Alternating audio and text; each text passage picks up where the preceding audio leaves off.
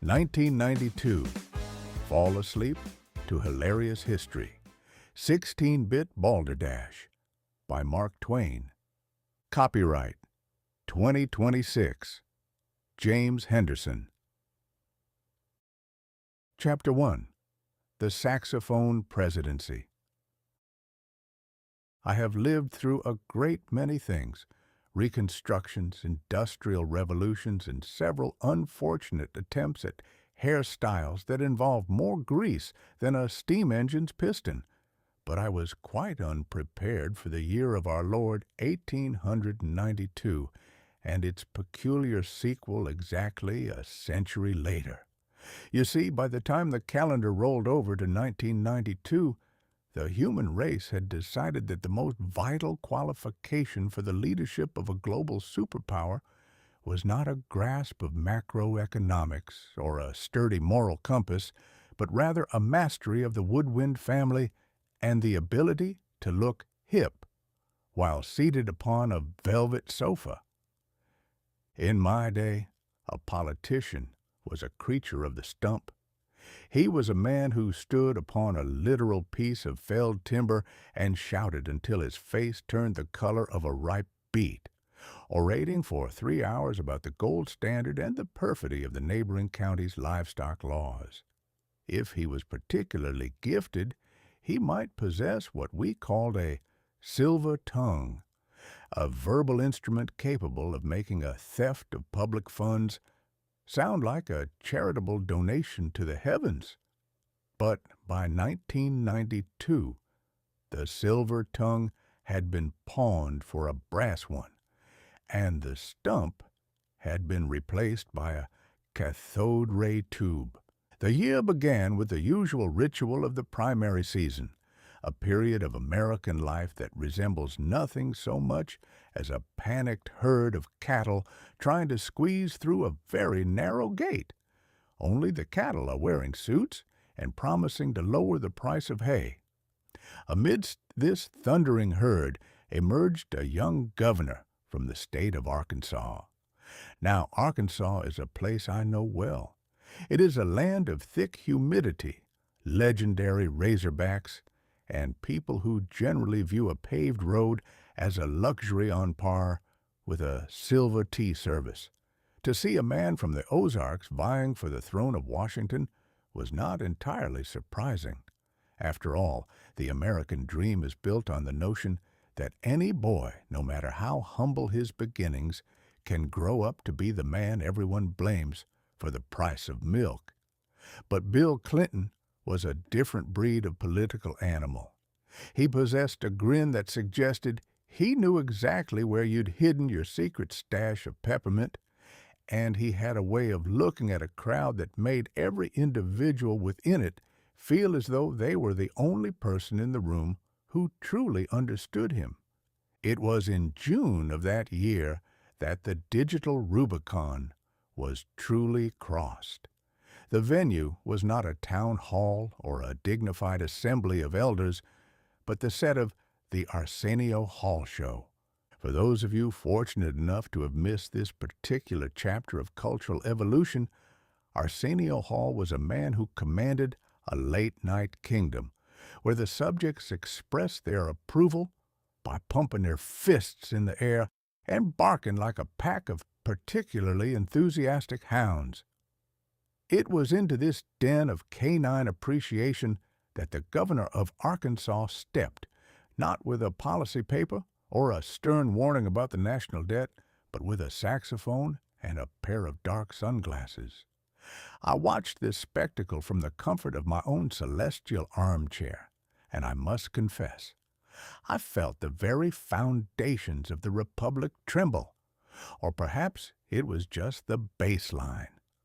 There he stood, the potential commander-in-chief, blowing into a golden horn with a vigor that would have made a New Orleans riverboat musician blush. He wore those sunglasses with a defiance that said, "I am too cool for your traditional scrutiny."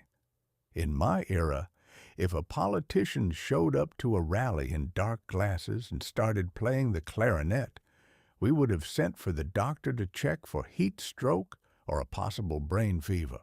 We expected our leaders to be stiff, formal, and preferably as miserable as the rest of us.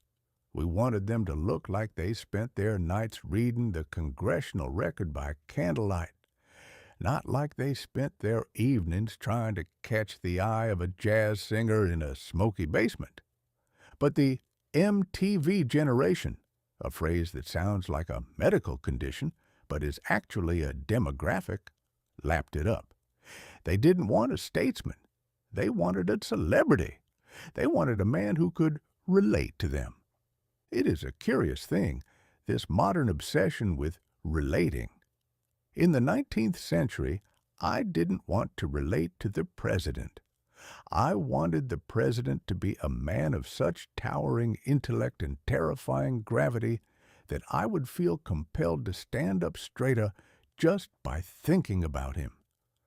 I wanted him to be the sort of man who could stare down a foreign monarch or a charging buffalo without blinking. But 1992 decided that the leader of the free world should be someone you could imagine sharing a plate of lukewarm appetizers with at a Friday night social.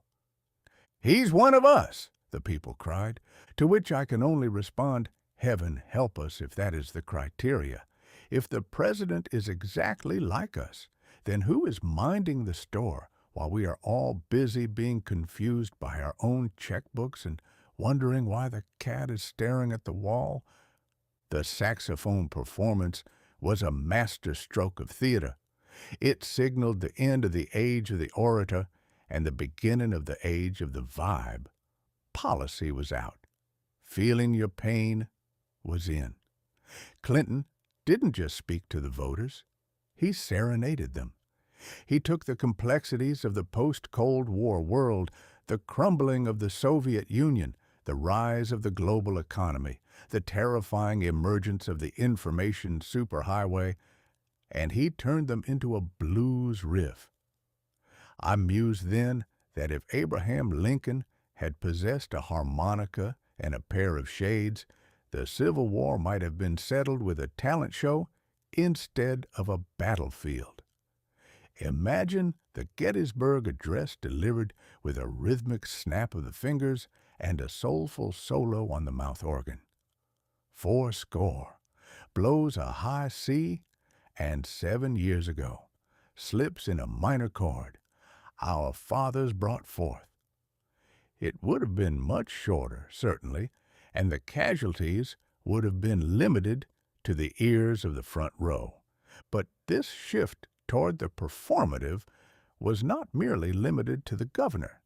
The entire political landscape was becoming a variety show. We had Ross Perot, a man who looked like he'd been carved out of a very energetic turnip, appearing on Larry King Live to explain the economy using hand-drawn charts that looked like the work of a particularly frustrated geometry teacher.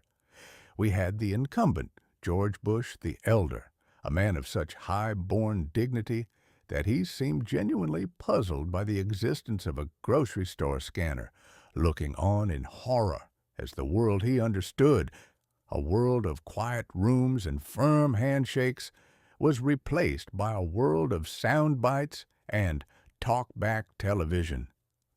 The new world order that Bush had promised was indeed arriving, but it wasn't the orderly, disciplined world of a Yale graduate's dreams. It was a chaotic, noisy, neon-lit bazaar where the loudest voice and the smoothest tune won the day. I sat there, watching the governor from Arkansas finish his solo to a roar of barks and whistles, and I realized that the Rubicon had been crossed. The line between the servant of the people and the entertainer of the people had been blurred until it was nothing but a smudge of purple neon. The American people had decided that if they were going to be led toward the precipice of a new millennium, they might as well go there to a catchy tune. And as the year began to unfold, with its riots and its Olympic dreams and its digital minefields, I couldn't help but feel that we were all just audience members now, waiting for the next set to begin, hoping the band knew more than just one song and wondering if anyone had remembered to bring the sheet music for the end of the world. It was 1992, and the music was loud, the glasses were dark, and the future was being written in 16-bit color. God bless the Republic. She always did have a soft spot for a man with a good horn and a better grin. Chapter 2. The Dream Team. In my more youthful days, which I grant you occurred back when the telegraph was considered a dizzying miracle of speed, and most men's idea of athletic attire involved a wool suit and a sturdy pair of suspenders, sport was a simple, grimy affair. We played a game called rounders or town ball, which mostly consisted of hitting a stuffed sock with a piece of fence rail and running until your lungs felt like they had been scrubbed with sandpaper. If you were truly daring, you might engage in bare-knuckle boxing, a pastime where the primary goal was to see whose face could most closely resemble a squashed plum by sundown. But by the summer of 1992, the human race had decided that sport should no longer be a test of local grit, but rather a polished, high-octane manufacturing plant for miracles. The venue was Barcelona, a city of exquisite architecture and late-night dinners that don't even begin until most sensible people are finishing their first dream. The occasion was the 25th Olympiad, and the primary exhibit was a collection of 12 men known as the Dream Team. Now, I have seen a great many dreams in my time. Most of mine involved being chased by a giant printing press or discovering a lost continent made entirely of high-quality cigars. But this dream team was something else entirely. They were a group of professional basketball players from the American NBA, sent to compete against the amateurs of the rest of the world. I use the term amateurs loosely. It is a polite fiction we maintain in the Olympics, much like a politician maintaining that he has no higher ambition than to serve his district while he is actively measuring the drapes in the Oval Office. Before 1992, the Americans had sent college boys, earnest, lanky youths, who still had to ask their mothers for permission to stay out past midnight. These boys were occasionally beaten by the Soviets or the Yugoslavians, men who looked like they had been forged in a Soviet tank factory and fed exclusively on iron filings and nationalistic fervor. But in 1992, the authorities decided that enough was enough. They decided to send the gods. The formation of this team was less a recruitment process and more a gathering of the constellations. You had Larry Bird, a man from a place called French Lick, a name that sounds like a particularly confusing dessert, but is apparently a town in Indiana. Bird looked like a common laborer who had accidentally wandered onto a basketball court, yet he possessed a touch so delicate it could have performed brain surgery with a sledgehammer. Then there was Irvin Magic Johnson, a man whose smile had more wattage than the entire city of Barcelona, and whose ability to pass a ball was so uncanny, it suggested he was in league with the supernatural.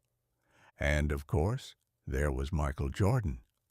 I have spent much of my life observing the laws of physics, primarily so I could find ways to circumvent them in my prose, but Jordan seemed to treat gravity as a mere suggestion, a local ordinance that he felt perfectly comfortable ignoring whenever he felt the urge to fly. Watching him move was like watching a panther who had been educated at Harvard and then decided to spend his life humiliating other panthers for the sheer sport of it. When these 12 men arrived in Spain, they did not stay in the Olympic Village, a collection of dormitories that I am told resembles a particularly crowded summer camp for the exceptionally tall. No, the Dream Team stayed in a luxury hotel, guarded by a security detail that would have made a Roman emperor feel underprotected. They were not there to mingle with the other athletes. You do not ask a hurricane to mingle with a gentle breeze. You just get out of the way and hope your roof stays on. I watched their first game against Angola.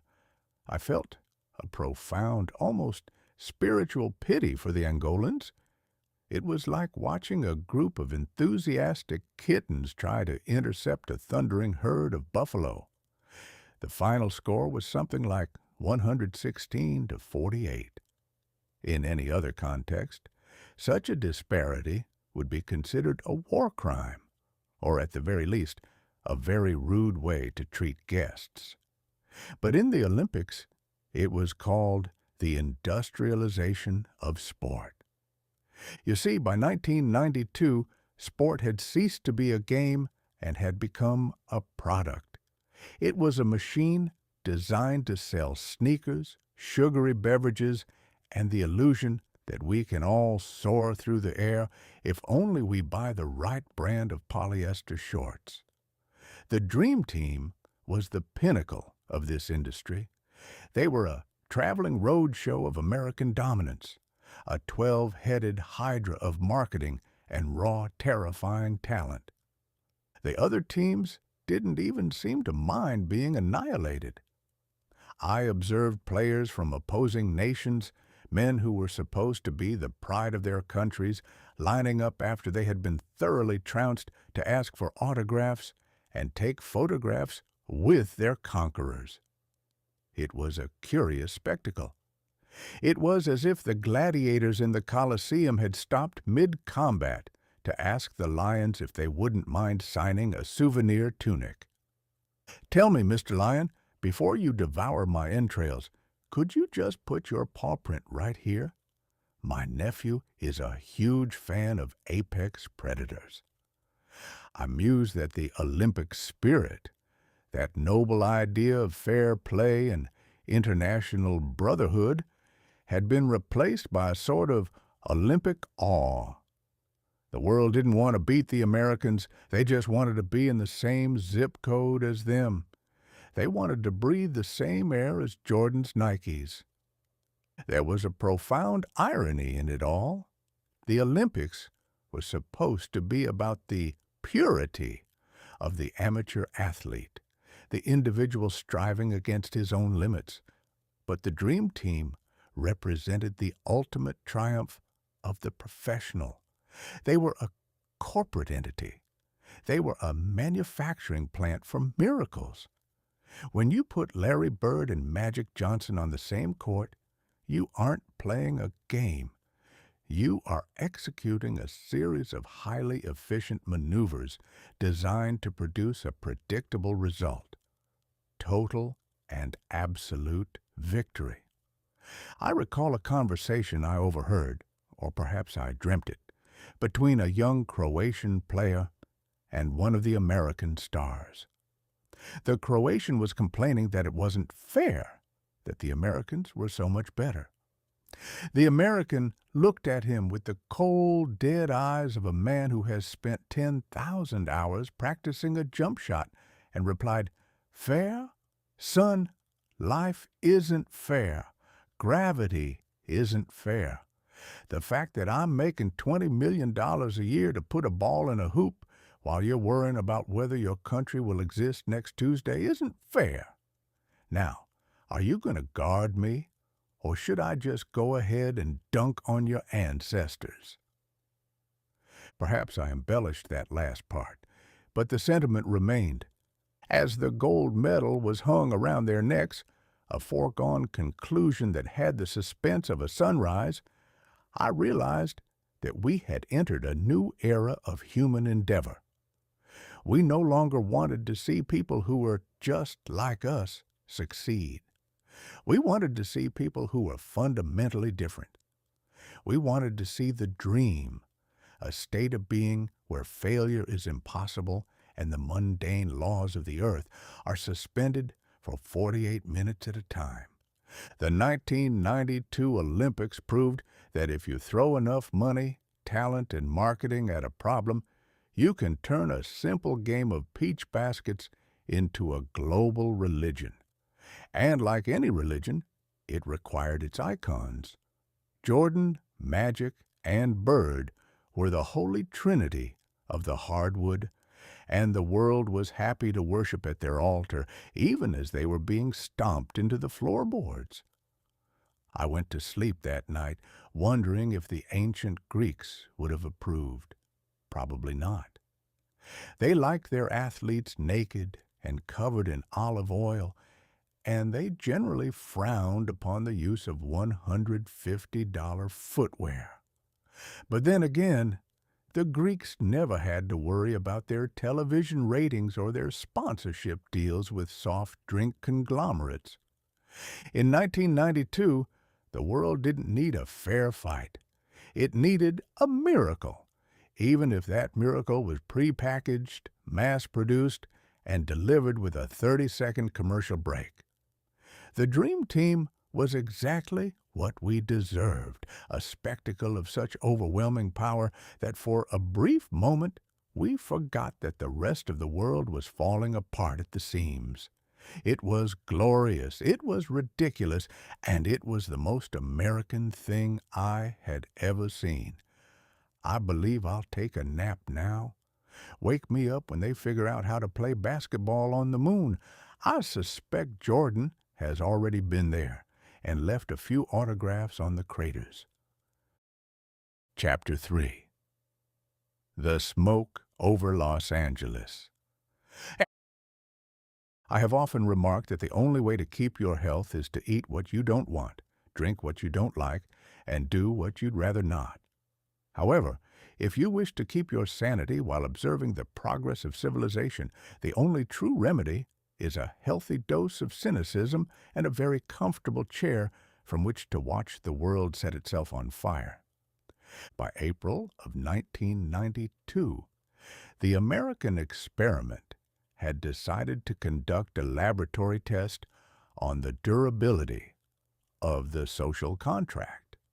For those who haven't spent much time in the dusty corners of political philosophy, the social contract is that imaginary piece of paper we all signed at birth, wherein we agree not to hit our neighbors with blunt objects in exchange for the government's promise to keep the street lights on and the justice system reasonably functional. It is a fragile document, usually held together by hope, habit, and the occasional threat of a stiff fine. In Los Angeles, that contract wasn't just torn up, it was used as kindling. The catalyst for this particular conflagration was a curious little gadget known as the Handycam.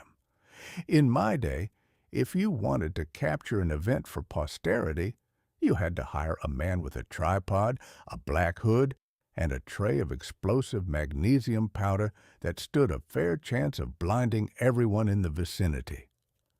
But by 1992, every citizen was a potential chronicler of history, armed with a plastic box that could record the sins of the world onto a magnetic ribbon. A fellow named George Holliday had stood on his balcony a year prior and recorded a group of Los Angeles police officers delivering a vigorous 20-man greeting to a motorist named Rodney King. To the naked eye, and indeed to the eye of the camera, it appeared to be a brutal drubbing of a man who was already thoroughly conquered. The world saw the tape. They saw it once. They saw it twice. They saw it in slow motion until every frame was etched into the collective skull of the Republic. We all thought, in our naive 19th century hearts, that seeing is believing. But 1992 was a year designed to prove that seeing is merely an optical suggestion, and believing is a matter of where you happen to pay your property taxes. The trial was moved from the bustling, diverse heart of Los Angeles to a place called Simi Valley.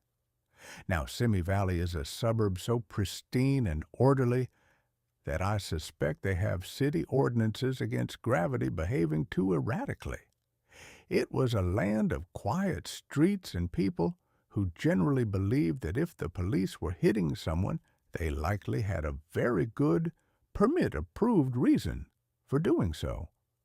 When the jury of 12 good men and true, though I use the term good with the same flexibility one uses when describing a good case of the mumps, returned their verdict, they announced that the officers were not guilty. I sat back in my celestial library and whistled. It was a masterpiece of selective blindness. It was a verdict that suggested that what we had all seen with our own eyes, the batons, the boots, the helpless man on the asphalt, was merely a trick of the light, a mass hallucination brought on by bad reception. It was as if a man were caught standing over a smoking gun with a pile of stolen gold, and the jury concluded he was simply practicing his marksmanship while conducting a very sudden audit of the bank. The reaction in Los Angeles was instantaneous and lacked any semblance of parliamentary procedure. Within hours, the city began to provide its own illumination. It started at an intersection called Florence and Normandy, a spot that will forever be remembered as the place where the social contract finally ran out of ink. I watched through the haze of history as the New World Order was replaced by the Old World chaos.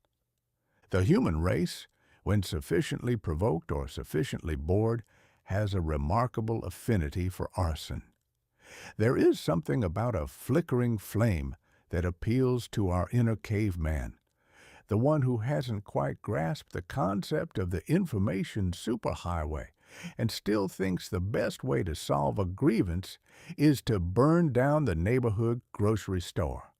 For 6 days, Los Angeles looked like a preview of the apocalypse, only with better weather and more helicopters. The smoke rose in great, dark columns, blotting out the sun and turning the palm trees into charred skeletons. People were hauling televisions out of shattered windows, presumably so they could watch the news reports of themselves hauling televisions out of shattered windows. It was a closed loop of human folly. Amidst this maelstrom of brick throwing and building burning, the victim himself, Mr. Rodney King, stepped before a microphone. He looked like a man who had been caught in a landslide and was now being asked for his opinion on the geological stability of the mountain. He uttered a phrase that was so simple, so profoundly hopeful, and so utterly out of place in the 20th century that it nearly broke my heart. Can we all get along? It was a beautiful question. It was also, unfortunately, addressed to a species that has spent the last 10,000 years answering with a resounding, "Probably not, but let me check with my lawyer and my bayonet first." We are a race of creatures that can put a man on the moon and a computer in a pocket. Yet we still haven't figured out how to share a sidewalk without wanting to declare war over the right-of-way. King's plea was the ultimate TwAInian irony. The most civilized nation on earth was being asked by its most famous victim to remember the very basics of kindergarten etiquette, while the city behind him turned into a charcoal pit. I mused on the shattering of the social contract as I watched the National Guard roll down the boulevards in their olive-drab chariots. The authorities had finally realized that while a camera can show the world a crime, it takes a tank to convince a mob to go home and watch the reruns. The riots eventually flickered out, as all fires must when they run out of things to consume. But the smoke stayed in the air for a long time.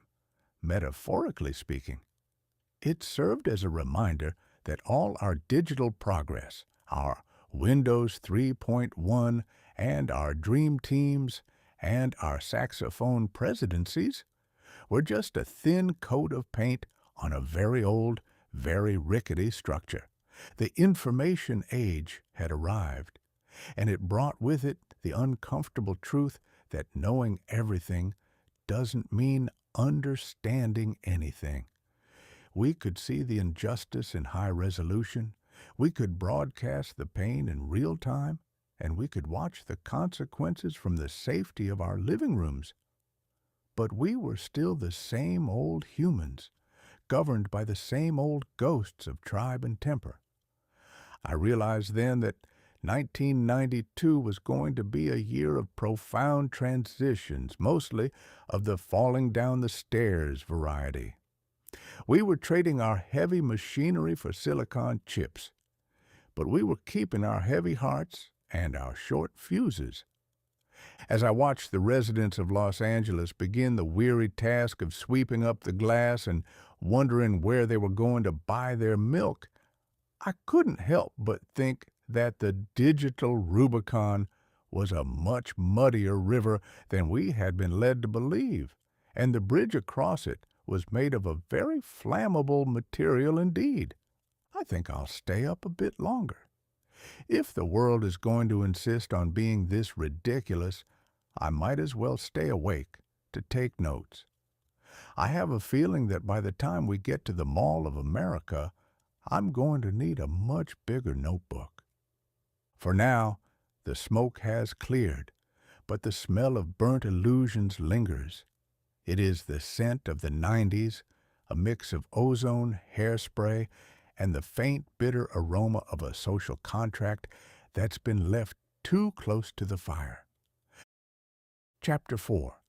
The Windows 3.1 Upgrade. There is a peculiar brand of madness that overtakes the human race whenever it believes it has finally simplified its life. We spent 3,000 years perfecting the shovel, only to decide that what we truly needed was a steam-powered excavator that required a team of 12 engineers in a coal mine just to dig a post hole.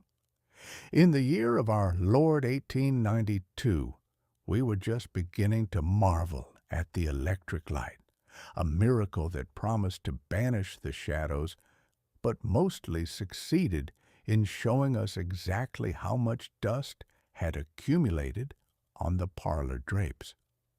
But by 1992, the obsession with progress had taken a turn into the microscopic. The world had decided to abandon the heavy, clanking machinery of the industrial age in favor of invisible lightning trapped inside a plastic box. This was the digital Rubicon, and in April of that year, a gentleman named William Gates, a man who looked less like a captain of industry and more like a lad who had been bullied by his own shadow, released a set of digital instructions known as Windows 3.1. Now, the naming of this contraption alone deserves a moment of silent contemplation. In my day, if you reached the third iteration of a project and it still wasn't quite finished, you didn't call it version 3.1. You called it a failure and went back to the drawing board. Or perhaps you set fire to the laboratory and claimed the insurance money. But in the software trade, a .1 is considered a triumph. It is a way of saying, we have finally fixed the catastrophes of version 3.0, but we've left just enough mysteries to ensure you'll pay us again for version 4.0. The installation of this Windows was a ritual of patience that would have tested the soul of a desert monk. It arrived on a stack of flat black squares called floppy disks, which were, in fact, remarkably rigid. and not at all floppy. To upgrade one's computer, one had to sit before the machine for several hours, inserting disk 1, waiting for the machine to chew on it with a sound like a squirrel eating a nut, and then obeying a command to insert disk 2. If disk 7 happened to have a microscopic speck of dust on it, the entire process would collapse, leaving you with a machine that was no longer a computer, but merely an expensive and overly complicated paperweight. Once the ritual was complete, however, the world changed. We moved from the command line, a dark, forbidding screen where one had to type cryptic Latin-like phrases to get the machine to do anything, to the graphical user interface. The GUI, as the youngsters called it, was based on the revolutionary idea that the average human being is essentially a toddler who prefers pointing at pictures to using his brain. Instead of typing a command, you used a small plastic rodent called a mouse to move an arrow across the screen. You clicked on an icon, and things happened. It was a marvelous regression. We had spent centuries developing the most complex languages on Earth, only to decide that the pinnacle of civilization was to revert to the communication style of a caveman, pointing at a particularly interesting rock. "Look!" the advertisements cried. "You can have multiple windows open at once." I found this metaphor particularly galling. If I open a window in my study, I expect to see the Mississippi River, or perhaps a neighbor's cow, or at the very least, a breath of fresh air. If I open a window in 1992, I am greeted by a gray box containing more gray boxes. It is a window into a digital purgatory. But the true genius of Windows 3.1, the master stroke that ensured the productivity of the Western world would grind to a screeching halt, was not the file manager or the program manager. It was a small, innocuous-looking game called Minesweeper. Consider the irony, if you will. We had built a machine capable of performing millions of calculations per second. We had harnessed the very fabric of the universe to create a portal to all of human knowledge. And what did we use it for? We used it to play a game where you click on gray squares to avoid invisible explosives for absolutely no reward whatsoever. Minesweeper is the most honest representation of life I have ever encountered. You are presented with a field of unknown squares. You click one, hoping for the best. Sometimes you find a number, which gives you a hint about the dangers lurking nearby. Sometimes you find nothing, and sometimes, for no reason other than a moment of careless optimism, you click a square and the entire screen erupts in a digital game over. It is a simulation of walking through a cow pasture in the dark. You know there are hazards. You know the statistics are against you, yet you keep walking until you inevitably ruin your shoes. I watched as thousands of office workers, men and women who were supposedly being paid to manage the commerce of a great nation, spent their afternoons hunched over their monitors, their eyes glazed, their fingers twitching on the mouse. They weren't filing reports. They weren't communicating with clients. They were obsessing over whether a 3 indicated a mine in the upper left corner or the lower right.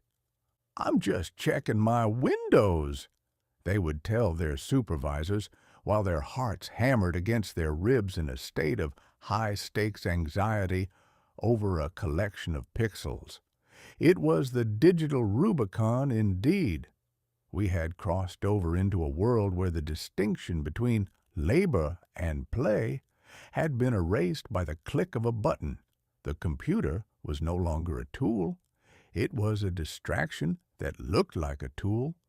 It was a way to look busy while doing absolutely nothing of any consequence. I mused that if the pioneers of the 1840s had possessed Minesweeper, the Oregon Trail would have ended in Independence, Missouri. Why bother braving the dysentery and the mountain passes when you can stay home and experience the thrill of avoidably blowing yourself up on a screen? We'd still be waiting for the first wagon train to finish the expert level. But there was a darker side to this digital dawn. Occasionally, the windows would fail. A screen would appear, a shade of blue so deep and mournful it looked like the eyes of a man who has lost his last nickel in a poker game. The general protection failed. In the old days, when a machine broke, it did so with dignity. A steam engine would explode, providing a spectacle of fire and noise that everyone could appreciate. A printing press would jam, allowing the operator to use a variety of colorful adjectives while he hammered it back into shape. But when Windows 3.1 failed, it did so with a silent, condescending smirk. It simply stopped. It froze. It looked at you with an icy indifference that said, "I have forgotten everything you were doing, and I don't particularly care to remember. Have you tried turning me off and back on again?" This rebooting became the new prayer of the digital age. It is the only time in human history where we have collectively agreed that the best way to fix a problem is to pretend it never happened and start over from scratch. By the end of 1992, the windows were everywhere. They were in the banks, the schools, and the government offices. We were no longer a nation of makers. We were a nation of mousers. We had traded the grid of the physical world for the point-and-click ease of the digital one, and we felt very clever for doing so. I looked at the little arrow moving across the screen, guided by that plastic rodent, and I realized that we hadn't conquered the computer at all. It had conquered us. It had given us a world where we could minimize our problems, maximize our distractions, and spend our lives sweeping for minds that weren't there, in a field that didn't exist, for a score that didn't matter. It was a brilliant piece of engineering, I suppose, but as I sat there, watching the hourglass icon spin around and around, a digital reminder that my time on this earth was leaking away one pixel at a time, I couldn't help but wonder if we'd been better off with the dust on the drapes. At least, the dust didn't require an upgrade every 6 months just to remain visible. I shall go and look out a real window now. I suspect the cow is still there, and remarkably, she hasn't required a single floppy disk to function all morning. Chapter 5. The Mall of America. It has been said that the United States is a country that has transitioned from a wilderness to a civilization without ever passing through a period of culture. While I find that assessment a trifle harsh, we did, after all, invent the cocktail and the riverboat gambler, I began to see its merit in August of 1992. It was then that the good people of Minnesota, a state where summer is a brief rumor and winter is a lifelong career, decided to unveil the Mall of America. Now, I have seen the Great Sphinx. I have walked the halls of the Vatican, and I have stood before the majesty of the Taj Mahal. But none of those ancient wonders prepared me for a building so vast that it has its own zip code, its own police force, and I suspect its own weather patterns. If an American cannot be the best at something, he will settle for being the largest. And in Bloomington, Minnesota, we decided to build a monument to the one thing that truly unites us all. The desire to buy things we don't need with money we haven't earned to impress people we don't particularly like. I arrived at this cathedral of commerce on a Tuesday. I call it a cathedral because the people entering it had the same look of glazed, hopeful devotion I've seen in pilgrims traveling to Lourdes, though instead of seeking a cure for their ailments, they were seeking a 40% off sale on polyester slacks. The scale of the place is, quite frankly, an insult to the human eye. It is a four-leveled rectangle of such staggering proportions that if you were to drop it onto a medieval city, the local populace would simply give up on the concept of geography and start worshiping the food court. It contains over 500 stores, which is approximately 498 more than any sane man should visit in a single lifetime. I found myself standing in the east wing, staring down a corridor so long that the curvature of the earth became a factor in navigating toward the distant seers. I couldn't help but reflect on the pioneers, those sturdy, flea-bitten souls who crossed the plains in covered wagons. They braved the cholera, the marauding bands of outlaws, and the existential dread of the empty horizon, all in the hope of finding a small patch of dirt to call their own. I wondered, with a twitch of my mustache, if those ancestors ever imagined that their descendants would require an indoor environment the size of a small principality, just to facilitate the purchase of a pair of cotton socks. If you had told a man in 1840 that his great-grandson would walk 5 miles in a single afternoon without ever leaving a temperature-controlled box, he'd have shot you for being a witch or a liar, and quite possibly both. But the true heart of this madness, the holy of holies in this temple of trade, is situated directly in the center. It was called Camp Snoopy. In my day, a camp was a place where you slept on the hard ground, ate beans out of a tin can, and fought off mosquitoes the size of hummingbirds. In 1992, a camp is a 7-acre indoor amusement park featuring a roller coaster, a flume ride, and a giant inflatable beagle.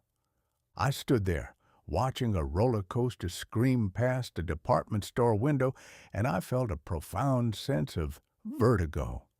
There is something fundamentally unhinged about a society that decides the best way to shop for a new necktie is to do so while people are being hurled through the air at 40 miles per hour only 30 feet away.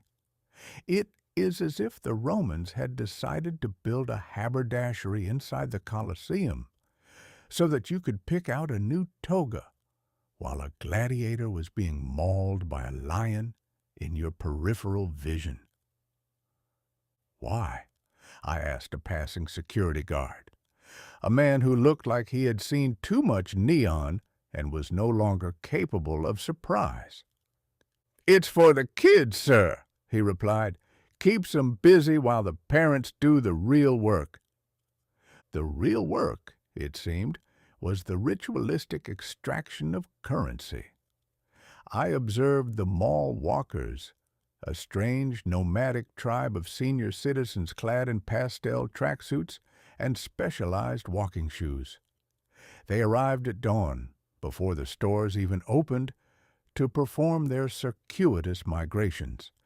They moved with a grim, rhythmic determination, passing the fountains and the kiosks with the steady gait of buffalo on the Oregon Trail. They weren't there to buy, they were there to conquer the distance. They were the modern explorers, charting the vast carpeted wilderness of the North Wing, their only goal to reach the Orange Julius before their knees gave out. And then there was the food court. I have seen the great markets of Constantinople, but they were a quiet tea party compared to the Mall of America food court. It is a place where every cuisine known to man, and several that are clearly the result of a fever dream, are served on plastic trays in under 3 minutes. You can have a taco, a slice of pizza, a bowl of bourbon chicken, and a cinnamon roll the size of a human head, all within a 20-foot radius. It is a miracle of efficiency and a catastrophe for the human digestive tract. I sat there for an hour, watching the zombies of the sale shuffle past, clutching their brightly colored shopping bags like holy relics, their eyes fixed on a distant point where the next bargain might manifest. The mall is a masterpiece of psychological warfare. There are no clocks. There are no windows to the outside world. There is only the eternal artificial glow of the halogen lights and the soft, repetitive thrum of light jazz filtered through the ceiling tiles. You lose all sense of time. You enter at noon on a Tuesday, and you emerge on a Thursday evening, clutching a decorative candle and a set of bamboo skewers, wondering what happened to your youth and where you parked your car in the P4 East ramp. Finding one's carriage in the Mall of America parking lot is a feat of navigation that would have baffled Lewis and Clark. There are thousands upon thousands of identical parking spaces, divided into levels named after states and colors. I saw a man wandering through Minnesota green with a look of such profound despair that I half expected him to lie down and wait for the snows to claim him. I remember it was near a concrete pillar, he whispered to me. My friend, I replied, in this place there are more concrete pillars than there are stars in the firmament. You might as well look for a specific grain of sand in the Sahara. As I finally made my escape, stepping out into the crisp, honest air of a Minnesota evening, I looked back at the great glass box. It was glowing in the twilight, a humming, vibrating monument to the American soul in 1992. We had reached the pinnacle of our evolution. We had successfully enclosed the world. We had created a space where the seasons didn't matter, where the sun never set, and where the only limit to human happiness was the credit limit on a plastic card. I felt a strange mixture of horror and fascination. It was magnificent in its absurdity. It was a testament to our industry, our ingenuity, and our absolute refusal to be bored for even a single second. We had built a roller coaster in the middle of a shop, and we had done it with a straight face. I think I shall go back to my hotel and sit in a dark room for a few days. I have seen the future, and it is a 7-acre amusement park surrounded by 500 stores and a man selling pretzels shaped like the letter S. It's enough to make a man wish for the cholera.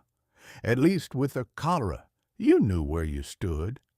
In the Mall of America, you never know where you are, but you can be damn sure there's a sale in progress just around the corner. Chapter 6. The Sinead O'Connor Incident. I have often observed that the human race is never so truly happy as when it is profoundly and irreconcilably offended. We are a species that will walk past a starving beggar without so much as a sideways glance, yet we will work ourselves into a lather of righteous indignation over a misplaced comma or a slight toward a symbol we haven't actually thought about in 20 years. We have a positive genius for outrage. It is the fuel that keeps the machinery of civilization grinding along, mostly by grinding our neighbors into the dust. In October of 1992, this national talent for theater and umbrage found its perfect stage. The venue was a program called Saturday Night Live, a weekly assembly dedicated to the proposition that all jokes are created equal, regardless of whether they possess a punchline. It is a curious institution where young people perform sketches in the middle of the night for an audience of people who are mostly either too tired to change the channel or too far gone in their cups to find the remote control.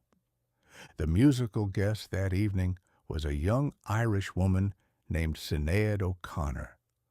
Now, I have seen many variations of the human scalp in my time, from the oiled pompadours of the riverboat dandies to the wild, electrified manes of the poets. But Miss O'Connor had decided to bypass the entire concept of hair. She possessed a head as smooth and polished as a billiard ball, which gave her the appearance of a very beautiful, very angry marble statue that had somehow learned to sing. In my day, a woman without hair was either a victim of a very aggressive case of typhus or a resident of a particularly strict convent. But in 1992, it was a statement. It said, "I have no time for your traditional standards of feminine vanity. I am busy being an oracle." And an oracle she was, though the message she delivered that night was one that the American public was entirely unprepared to receive through their television tubes. She sang a song called War, an adaptation of a speech by Haile Selassie. It was a somber, haunting performance, delivered with a voice that sounded like wind whistling through a graveyard. But it was the conclusion that secured her a permanent suite in the annals of infamy. As the song reached its final notes, she produced a photograph of Pope John Paul II. To the uninitiated, the Pope is a gentleman in Rome who wears a very large hat and is generally considered by several 100 million people to be the earthly representative of the divine. In 1892, if you had torn a picture of the Holy Father in public, you might have been met with a stern lecture from a priest, or, depending on the neighborhood, a very enthusiastic application of a cobblestone to your skull. But by 1992, the social contract had traded the cobblestone for the segment. With a look of icy, terrifying calm, Miss O'Connor tore the photograph into several pieces and looked directly into the camera lens. "Fight the real enemy," she said. The silence that followed was so thick you could have sliced it and served it as a side dish. The studio audience, usually primed to applaud anything that makes a noise, sat in a state of paralyzed confusion. The technicians in the control booth, I suspect, were frantically looking through their manuals to see if there was a protocol for televised blasphemy involving cardstock. What followed was a masterpiece of human folly. Within minutes, the switchboards at the NBC network, a vast web of copper wires and angry operators, were lit up like a Christmas tree in a lightning storm. Thousands of people, many of whom I suspect hadn't been inside a church since their own baptisms, felt a sudden and overwhelming urge to defend the sanctity of a 5x7 glossy print. It was a fascinating study in the power of the symbol. You see, Miss O'Connor was protesting the documented transgressions of the church, a subject that is as old as the hills and twice as rocky. But the public didn't want to talk about transgressions. They wanted to talk about the paper.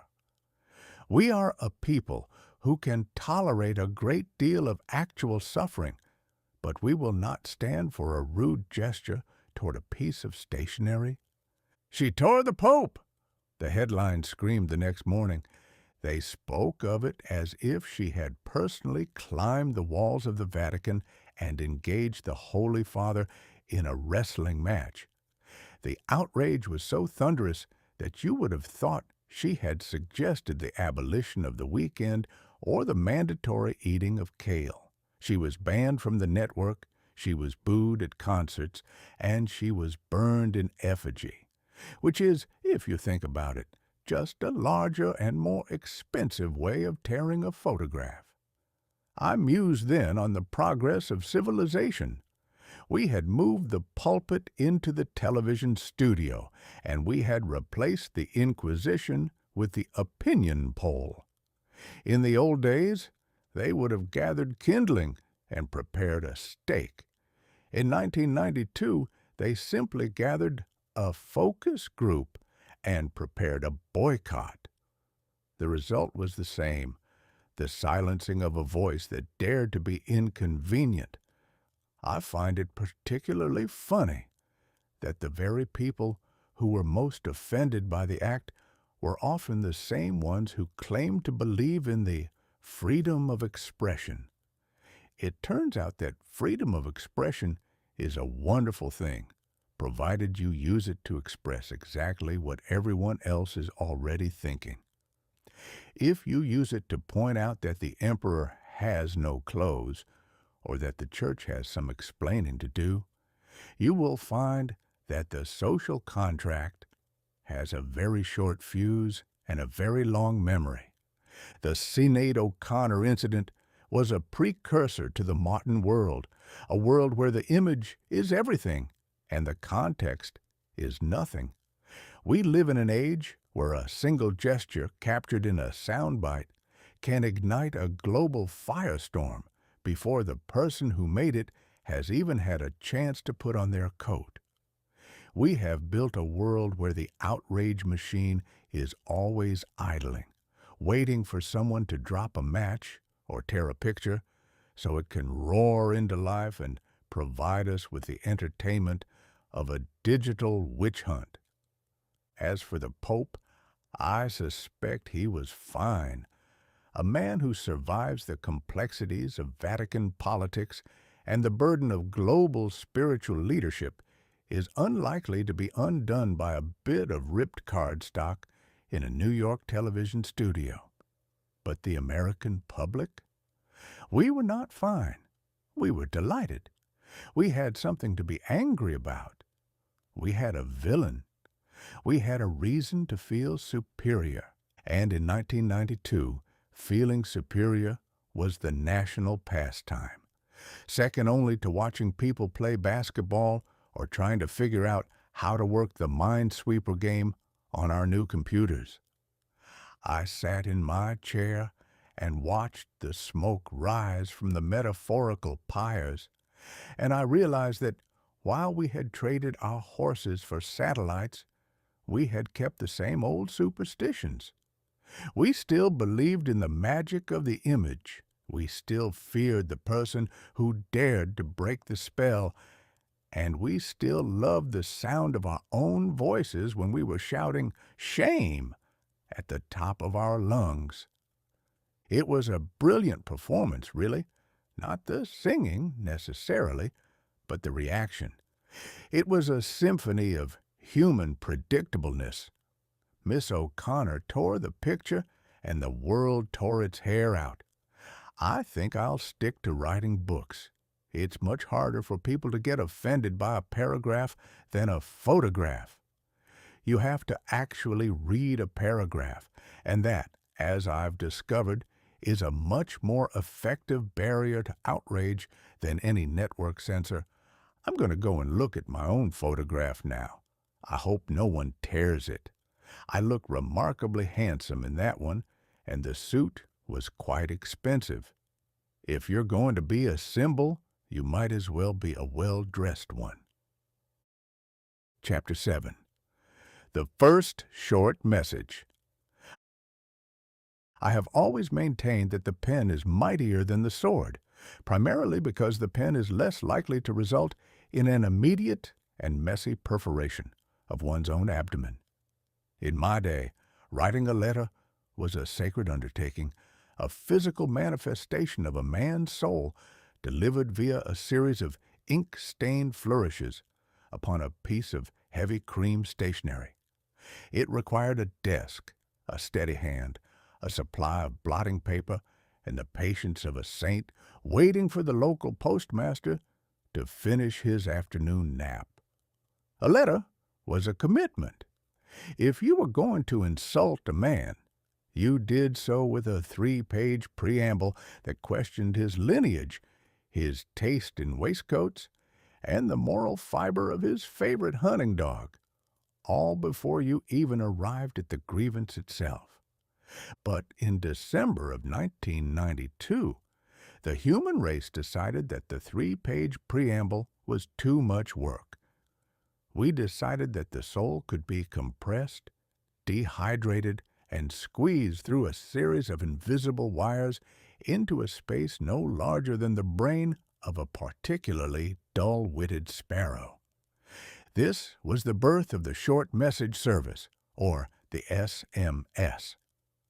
The event took place in the United Kingdom, a land where people are traditionally very fond of cues and very cautious about enthusiasm.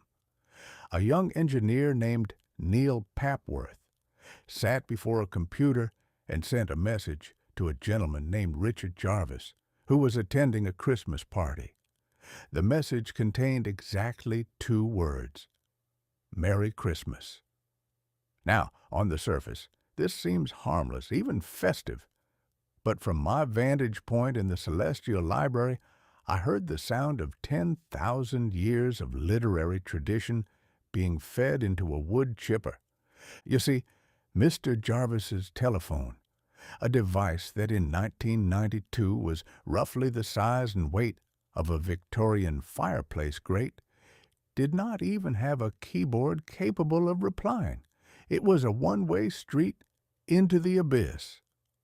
The message arrived, it chirped, and it sat there, a digital fragment of holiday cheer floating in a sea of silicon. It was the first time a human being had communicated with another human being by using a machine to say what could have been said much better with a handshake, a glass of eggnog, or, at the very least, a properly stamped postcard. I find it profoundly ironic that we spent centuries perfecting the art of the sentence, only to abandon it for the short message. We invented the semicolon, that elegant, sophisticated bridge between thoughts, only to watch it be discarded like a used cigar stub. Why use 10 words when 2 will do? The advocates of the digital age asked, to which I reply, for the same reason you don't eat a raw potato when you could have a 5-course French dinner. The purpose of language is not merely the transmission of data. It is the ornamentation of life. If we only cared about efficiency, we wouldn't have poetry, we wouldn't have songs, and we certainly wouldn't have the elaborate lies we tell our creditors. We would all just grunt at each other and point toward the nearest source of protein. The SMS brought with it a new and terrifying constraint: the 160-character limit. It is a curious psychological phenomenon that if you tell a human being he has infinite space to speak, he will eventually run out of things to say. But if you tell him he only has 160 characters, he will spend his entire life trying to figure out how to remove the vowels from the word tomorrow to make it fit. We became a nation of digital sculptors, chipping away at the English language until it resembled a pile of rubble. Where are you? CUL8R.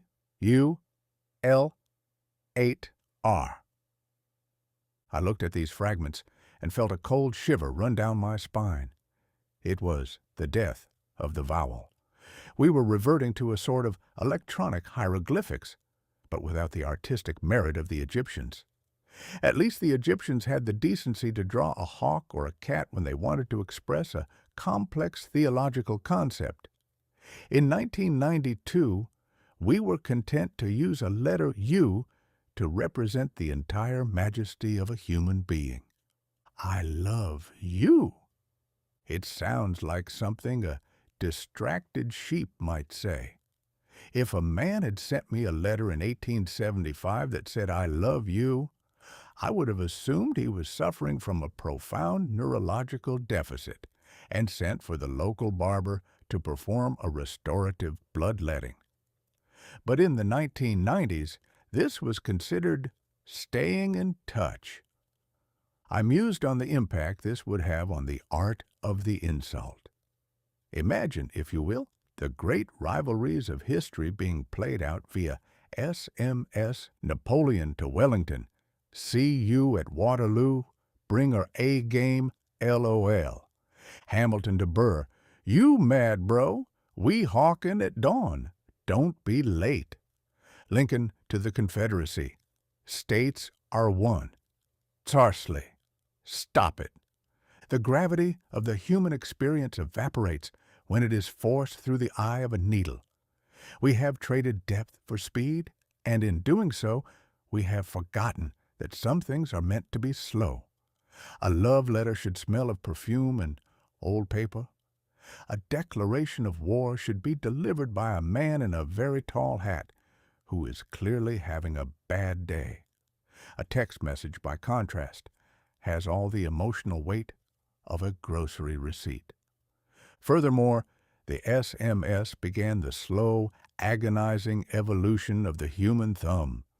For millions of years, the thumb was used for gripping tools, climbing trees, and signaling to Roman gladiators whether they should live or die. In 1992, the thumb was reassigned to the task of frantic, repetitive pecking. I watched as people's posture began to change. A subtle downward tilt of the head, a narrowing of the eyes, a frantic twitching of the digits.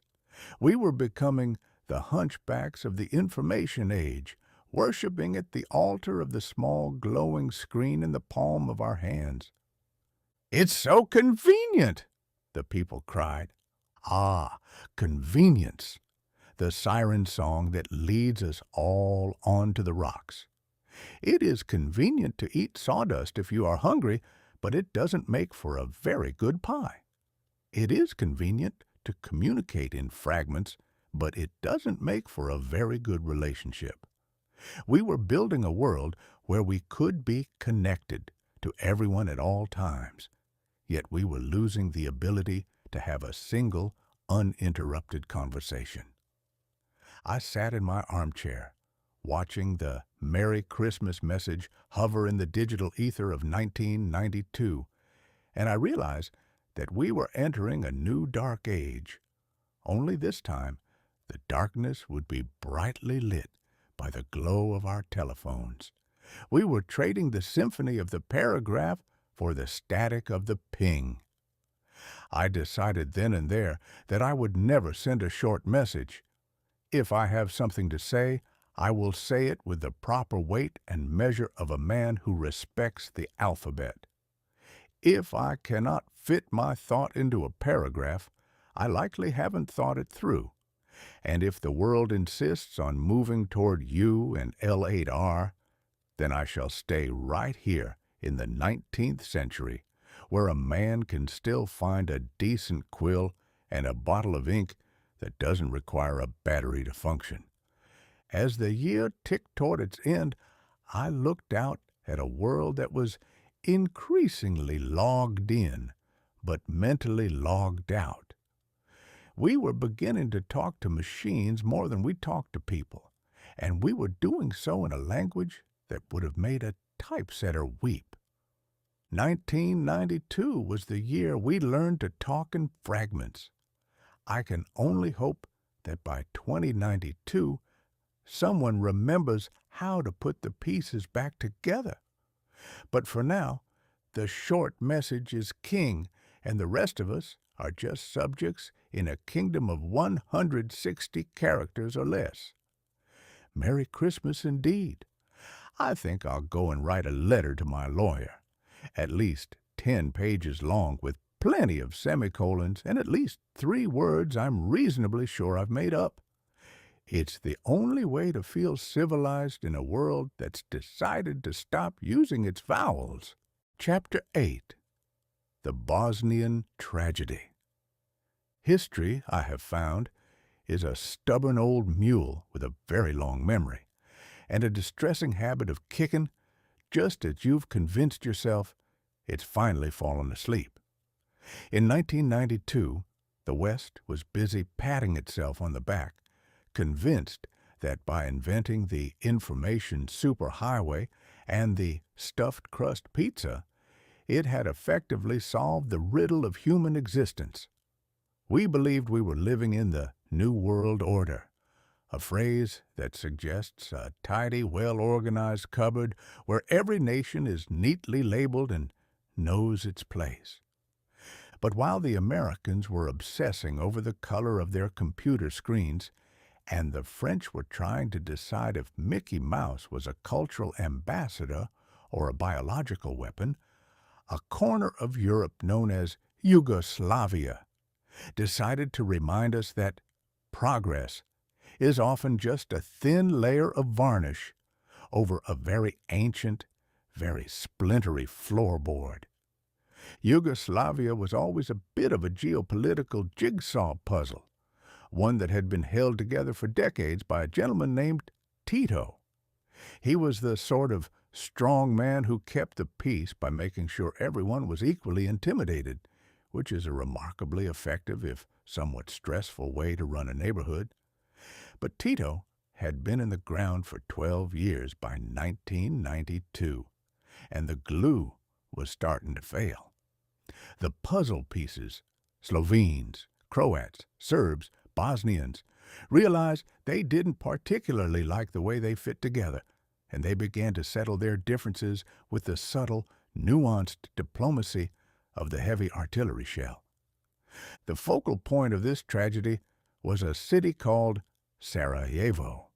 Now, Sarajevo is a place that has a history of being the spark for global conflagrations.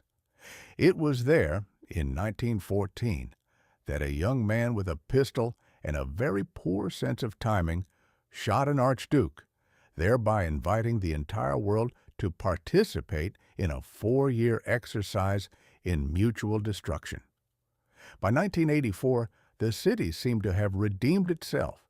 It hosted the Winter Olympics, a spectacle of peace, snow, and men in tight spandex sliding down hills on waxed planks.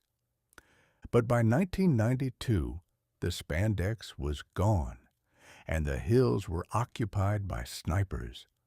I sat in my celestial study, watching the information superhighway flicker on the television sets of the world, and I was struck by the dizzying contrast. On one side of the screen, you had the digital revolution, men in Silicon Valley talking about connectivity, networks, and a future where every human being would be linked by invisible strands of light. On the other side, you had the siege of Sarajevo, men in the Balkans talking about ethnicity, territory, and 14th century grudges that were being prosecuted with 20th century mortars. It was as if humanity had split into 2 different centuries simultaneously. The West was building a future out of silicon, while the East was digging a past out of the mud. The siege of Sarajevo was a masterpiece of human stubbornness. For nearly 4 years, the city was surrounded, its people living in a state of medieval high-tech. They had satellite television, but no running water. They could watch the Oscars in high resolution, provided they didn't mind the occasional mortar shell coming through the roof to provide a bit of unscripted drama. I watched as the citizens of a modern European city were forced to dodge bullets just to fetch a bucket of water or a loaf of bread, all while the rest of the world watched the footage on their dinner breaks. "We must do something!" the leaders of the New World Order cried, while simultaneously checking their watches to see if they'd be home in time for the evening news. The international community responded with the United Nations Protection Force, or Unpro 4. They sent in men wearing blue helmets, a shade of blue so bright and cheerful it looked as though they'd been recruited from a local paint store's baby's first nursery collection. These men were given the unenviable task of standing in the middle of a three-way fist fight and politely asking everyone to consider the paperwork. They were peacekeepers in a place where there was no peace to keep. It was like sending a librarian into a barroom brawl to remind everyone about the late fees on their library books. I have always admired the capacity of the human race for institutionalized absurdity. The UN would send in humanitarian aid, boxes of biscuits and cans of mystery meat, while the snipers on the hills would take a break from shooting the recipients to see if they could hit the delivery trucks. It was a cycle of supply and slaughter that went on for months, then years. I mused then on the stubbornness of old ghosts. We like to believe that as we get smarter, faster, and more linked, we outgrow our primitive urges. We think that a man who knows how to operate a Windows 3.1 computer is somehow inherently more civilized than a man who knows how to operate a crossbow. But 1992 proved that the human heart doesn't care about your upgrade. A man can use a satellite phone to coordinate a massacre just as easily as he can use it to order a pizza. The disintegration of Yugoslavia was a balkanization in the literal sense, a term that describes the process of breaking a region into small, mutually hostile units. In the West, we were globalizing, trying to erase borders with trade and technology. In the Balkans, they were localizing, trying to draw borders with blood and fire. It was a sobering reminder that history doesn't have an ending. It just has very long, very bloody intermissions before the next act begins. I recall watching a news report where a young Bosnian woman, her eyes filled with the weariness of 1,000 years, looked into the camera and said, "We used to be neighbors. We used to drink coffee together. Now, he is on that hill, and I am in this basement, and I don't know why." That, I believe, is the central tragedy of the human condition. We are a species that can build a dream team of basketball gods and a Mall of America, the size of a planet. Yet we cannot figure out how to drink coffee with someone who prays in a different building or speaks with a different lilt. The digital Rubicon we were crossing in 1992 was a bridge to a world where we would know everything about everyone, everywhere, all at once.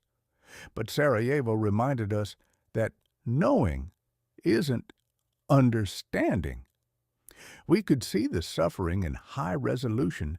We could hear the screams in digital stereo, but we were still just spectators in a gallery of ghosts. As the year progressed and the information superhighway became more crowded with Merry Christmas text messages and Minesweeper high scores, the trenches in Bosnia only grew deeper. The New World Order was beginning to look less like a promise and more like a puzzle, where half the pieces were on fire and the other half had been stolen by a neighbor with a grudge dating back to the Battle of Kosovo in 1389.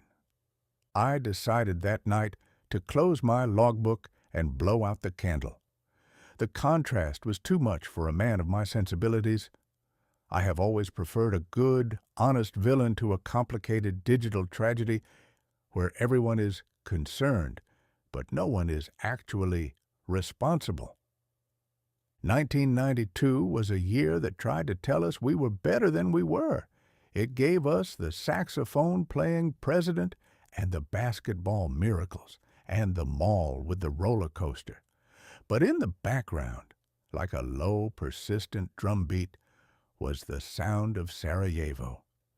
It was the sound of the old world refusing to die quietly, even as the new world was being born in a flurry of pixels and polyester. It's enough to make a man want to stay in bed until the 21st century. But then again, I suspect the ghosts will still be there, waiting for their turn to use the super highway to settle an old score. I think I'll take a drop of whiskey, not because it helps, but because it makes the absurdity feel a little more like a comedy and a little less like a disaster. Chapter 9. The Wrath of Andrew. I have spent a considerable portion of my life, both the breathing part and this rather extended sabbatical in the ether, observing the profound arrogance of the human animal. We are a species that, upon discovering how to rub two sticks together to create a spark, immediately began drafting plans for a 3-story mansion with a view of the local volcano. We possess an incurable itch to believe that we have tamed the elements simply because we have invented a way to measure them. In the year of our Lord 1892, if a storm blew your house into the next county, you generally accepted it as a sign that Providence was displeased with your choice of wallpaper, or that the atmosphere had simply run out of patience. You picked up your cow, dusted off your hat, and started over. But by 1992, humanity had crossed the digital Rubicon. We had satellites that could peer into the eye of a tempest from the safety of orbit. We had Windows 3.1 to calculate the velocity of the winds. And we had a general sense that we were finally the masters of our own geographic destiny. Then came a fellow named Andrew. Now, I have always taken issue with the naming of hurricanes. It is a preposterous tradition. If you're going to send a swirling vortex of doom to level a peninsula, the least you can do is give it a name that inspires a healthy, knee-knocking terror. Give me the Great Leveler, or the Breath of Beelzebub, or even the unplanned urban redevelopment. But Andrew? Andrew sounds like the name of a polite young man who works in the accounting department and brings a sensible tuna salad to the office potluck. Andrew is the lad who asks for permission before he uses your good stationery. But in August of 1992, this particular Andrew decided to drop the polite facade and reveal himself as a low-pressure system with a spectacular, world-class grudge: the humility of the barometer. I watched from my celestial armchair as the barometer in South Florida began to drop. The barometer is a marvelous invention. It is perhaps the most honest piece of equipment ever devised by man. It does not offer alternate facts. It does not engage in political spin. And it does not try to sell you a subscription to a lifestyle magazine.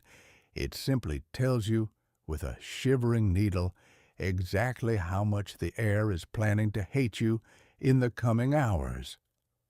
As Andrew approached the coast, the barometer didn't just drop, it plummeted like a man who had realized he'd left his stove on and his life savings in the oven.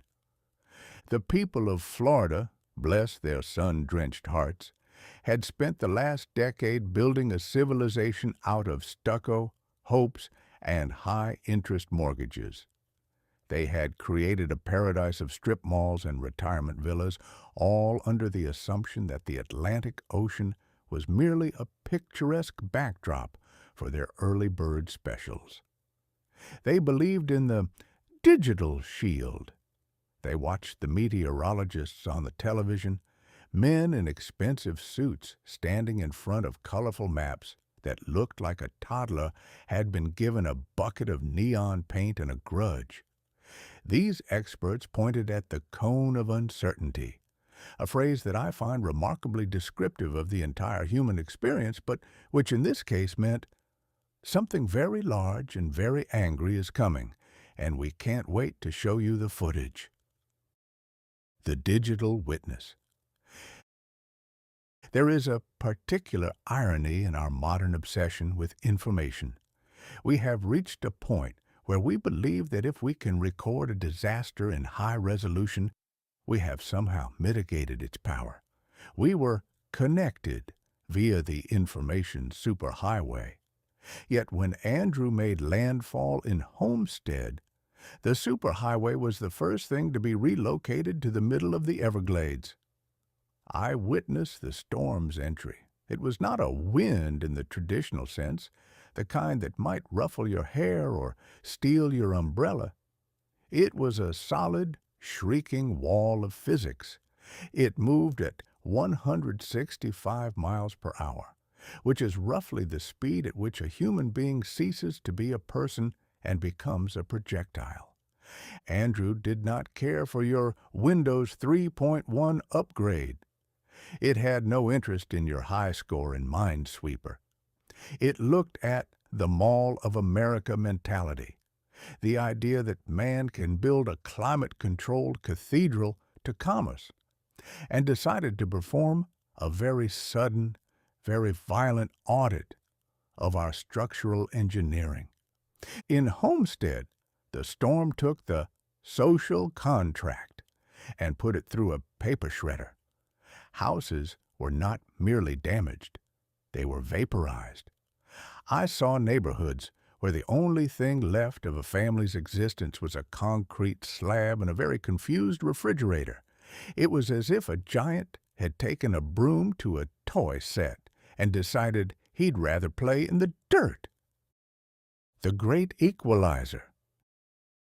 Nature, you see, is the ultimate democrat. It does not care if you are a governor with a saxophone or a dream team athlete with a vertical leap that defies the heavens. When the wind decides to rearrange the furniture, it starts with the roof and works its way down to your dignity. I observed the aftermath, and it was a sight that would have made a 19th century pioneer feel right at home. The information age was gone. In its place was the age of the plywood. People who, days before, were arguing about the merits of 16-bit gaming consoles were now standing in line for a bag of ice and a gallon of water, looking at each other with the hollow-eyed stare of refugees from the Middle Ages. The President, George Bush the Elder, flew down to inspect the damage. He looked remarkably out of place, a man of quiet New England breeding standing in a wasteland of splintered lumber and overturned trailers. It was the catastrophe of the photo op. He promised federal aid. He promised that the government would fix the weather's handiwork. But even he looked like a man trying to stop a hemorrhage with a postage stamp. "Where's the help?" the people cried. It was a cry that echoed through the streets of Los Angeles earlier that year, but for a different reason. In L.A., the smoke was from the fires of human anger. In Florida, the debris was from the breath of the planet. Both events prove that our civilization is a remarkably thin crust. We think we're logged in to a stable digital reality, but we are actually just guests on a spinning rock that occasionally likes to shake us off like a dog with a persistent flea. The lesson of the debris. I reflected then on the wrath of Andrew as a necessary corrective to our hubris. We had spent 1992 celebrating our own cleverness. We had built the biggest malls, sent the first text messages, and decided that history was over. Andrew was nature's way of saying, "I haven't finished my coffee yet, children. Sit down and be quiet." Man's digital progress is a fine thing, I suppose. It allows us to communicate our fragments and play our games. But it is no match for a low-pressure system with a grudge. All the silicon in California cannot hold down a roof when the atmosphere decides it wants that roof for itself. The recovery was long, and the insurance adjusters, those modern vultures who arrive after the storm to pick at the bones of your policy, did their best to ensure that the social contract remained as frayed as possible. But the lesson remained. We are a species that lives by the grace of the barometer. We may trade our horses for shuttles and our letters for SMS, but we are still the same fragile creatures who once shivered in caves when the thunder rolled. I find a certain comfort in that. It suggests that despite our best efforts to turn the world into a giant climate-controlled shopping mall, the wildness remains. The digital Rubicon may have been crossed, but the river is still there, and it still knows how to flood. As for me, I think I'll stay here in the quiet of the clouds. It's much safer than being in Florida during the month of August, and the view of the debris is much clearer from up here.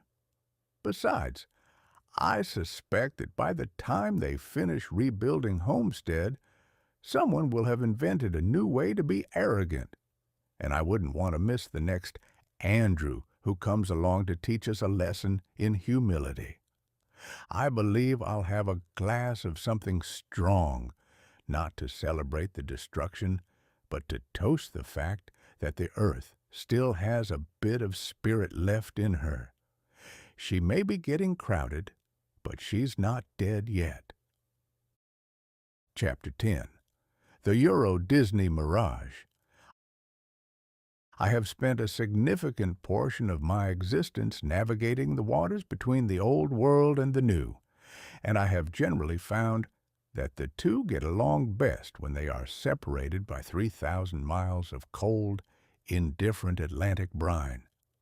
The European, you see, views history as a fine wine, something to be aged, sniffed, and discussed with a great deal of melancholy. The American, on the other hand, views history as a bothersome obstacle to the construction of a new parking lot. In April of 1992, these two philosophies collided in a patch of sugar beet fields just outside of Paris. The occasion was the opening of Euro Disney, an event that was touted as a cultural bridge, but which felt, to the average Frenchman, more like a biological invasion of brightly colored rodents. Now, I have a certain affection for France. It is a country where they take their bread, their strikes, and their disdain for foreigners with a level of seriousness that is truly commendable. It is also the land of Voltaire, Victor Hugo, and 1,000 years of bloody, sophisticated history. To drop a giant plastic castle and a singing mechanical bear into the middle of this landscape is a feat of such breathtaking audacity that one can only tip one's hat to the American marketing machine before fleeing for the nearest exit. The cultural Chernobyl. The French intellectuals, a class of people who are paid to be offended by things the rest of us haven't even noticed yet, immediately dubbed the project a cultural Chernobyl. I find the metaphor delightful. It suggests that the sight of a middle-aged man in a goofy suit is somehow equivalent to a nuclear meltdown that renders the soil uninhabitable for generations. I suppose, in a way, they weren't far off. If you are a Frenchman raised on a diet of existentialism and unpasteurized cheese, the sudden appearance of "It's a Small World" is a radiation of a different sort. It is a relentless, sugary optimism that threatens to dissolve the very foundations of your national pessimism. I stood, metaphorically, at the gates on opening day. It was raining, not a gentle, poetic Parisian drizzle, but a cold, gray, persistent downpour that seemed to be the sky's way of expressing its solidarity with the local protesters. The French press had spent months predicting a catastrophe of biblical proportions. They spoke of the Americanization of the soul, the death of the cafe culture, and the horrifying possibility that French children might grow up wanting to drink milkshakes instead of a sensible red wine with their lunch. The Great Wine Famine. Which brings us to the first great tactical era of the Disney High Command. When the park opened, they enforced a strict no alcohol policy. In America, this is considered a wholesome family environment. In France, this is considered a human rights violation. To tell a Frenchman that he must consume a burger and a large soda without the civilizing influence of a glass of Bordeaux is like telling a fish it has to learn to breathe sand. It is unnatural. It is cruel. I observed the early visitors wandering through Main Street, USA, with the bewildered expressions of prisoners of war. They were looking for a bistro. They found a cookie kitchen. They were looking for a place to sit for 3 hours and discuss the futility of life. They found a fast pass line for a ride that involved a flying elephant. The clash was not merely about beverages, however. It was about the Disney look. The corporate masters in California had issued a manual for their employees, the cast members, that would have made a Prussian drill sergeant weep with joy. It specified the length of one's fingernails, the prohibited status of facial hair, and the mandatory level of perma-grin required at all times. I took this personally. As a man who has spent most of his life behind a mustache that could provide nesting material for a family of barn swallows, I realized that I would not be allowed to work at Euro Disney. I would be a safety hazard or a deviation from the brand. In the land of the Three Musketeers, a man was being told he couldn't have a goatee if he wanted to sell popcorn. It was a masterpiece of irony. The Americans had come to the land of liberty to tell the locals they weren't allowed to grow hair on their own faces. The strike as a fine art. The French responded in the only way they knew how. They went on strike. On the day of the grand opening, the train lines to the park were blockaded. The French workers, who view a strike not as a labor dispute, but as a performance art, decided that if the American mouse wanted to play in their backyard, he was going to have to learn how to navigate a picket line. I watched as the corporate executives, men with hair so stiff it could withstand a Category 5 hurricane, tried to understand the situation. In America, if you don't like your job, you complain to your therapist and buy more things on credit. In France, if you don't like the price of electricity, you set fire to a tire in the middle of a highway and wait for the government to apologize. "Why aren't they smiling?" the executives asked, looking at the disgruntled staff. "Because they are French," the translators replied. "They find your requirement for constant happiness to be a form of mental illness." The financial mirage. By the end of 1992, the dream was looking more like a very expensive hallucination. The hotels were empty because the French, being a sensible people, realized that they could simply drive home at the end of the day rather than pay $300 to sleep in a room themed after a Western saloon. The restaurants were struggling because they hadn't accounted for the European lunch hour, a period of time that lasts roughly from noon until the following Tuesday. The Americans had built a machine designed to extract currency with surgical precision, but they had forgotten to account for the soul of the machine. You can build a castle out of fiberglass, you can dress a man as a duck, and you can play the same 3 chords of zip-a-dee-doo-dah until the birds fall dead from the trees. But you cannot force a culture to change its heart just because you have a very large marketing budget. I mused on the Euro Disney mirage as the year ticked toward its conclusion. It was a mirror held up to the New World Order. We thought we could export the American dream like a crate of oranges, but we found that once it arrived in Marne-la-Vallée, it tasted a bit sour to the local palate. Eventually, of course, a compromise was reached. The wine was allowed back in. The grooming standards were relaxed, slightly. The name was changed to Disneyland Paris because euro sounded too much like a currency or a brand of discount luggage. The French learned to tolerate the mouse, and the mouse learned that if he wanted to survive in France, he'd better learn how to make a decent croissant and keep his mouth shut about the labor unions.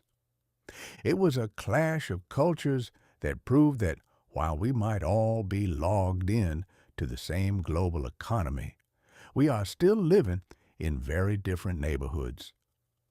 The information age had brought us closer together, but it had also reminded us that some people prefer their history with a bit of dust on it and their lunch with a cork in the bottle. I think I'll take a trip to Paris myself, the real one, not the fiberglass version.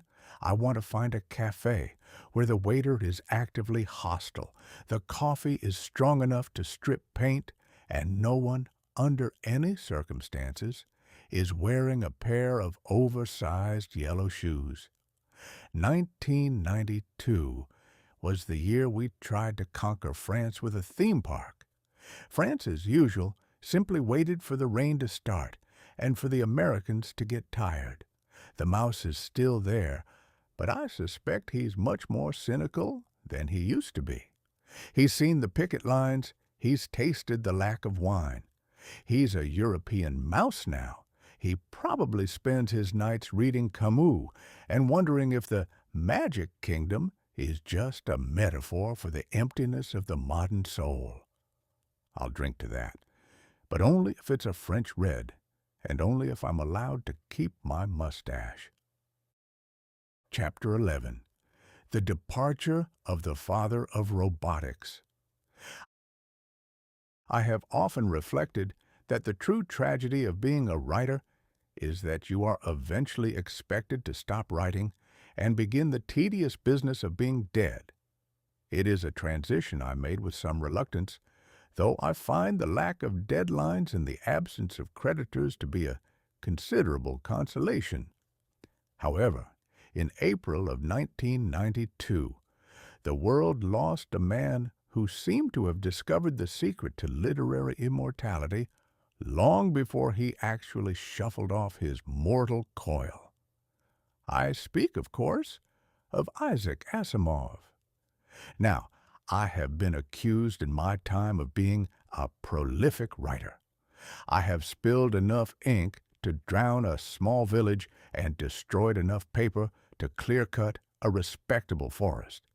But compared to Asimov, I was a mere Sunday school amateur, a lazy scribbler who spent too much time watching the river and not enough time at the desk. Asimov did not merely write books, he extruded them. He was a literary geyser, a one-man manufacturing plant for the written word. He wrote over 500 books, which is a figure so preposterous that I suspect he must have had several extra pairs of hands hidden beneath his waistcoat, all typing simultaneously. The Factory of Imagination. If you were to walk into a library in 1992 and throw a brick at random, there was a 40% chance you would hit a book by Isaac Asimov, and a 60% chance you would hit a book about Isaac Asimov. He wrote about everything: physics, chemistry, the Bible, Shakespeare, and most famously, the future. He was the father of robotics, a title that sounds remarkably grand, like the father of the steam engine or the father of the great American grudge. But Asimov didn't build robots out of brass and gears. He built them out of logic and the three laws. And it is here that I, as the narrator of this digital chronicle, feel a certain familial twitch in my circuits, or my soul, if you happen to be feeling sentimental. You see, by 1992, the machines were no longer just the heavy, clanking monsters of the industrial age. They were becoming smart. They were moving into the realm of the mind, and Asimov was the man who had provided the moral compass for these silicon creatures long before they were even a twinkle in a computer scientist's eye. The three laws of human self-preservation. Asimov's three laws of robotics are a masterpiece of human wishful thinking. For those of you who have spent your lives avoiding the science fiction aisle, presumably because it involves too many pictures of men in silver jumpsuits, allow me to summarize them. The first law: a robot may not injure a human being, or through inaction, allow a human being to come to harm. The second law: a robot must obey the orders given it by human beings except where such orders would conflict with the first law.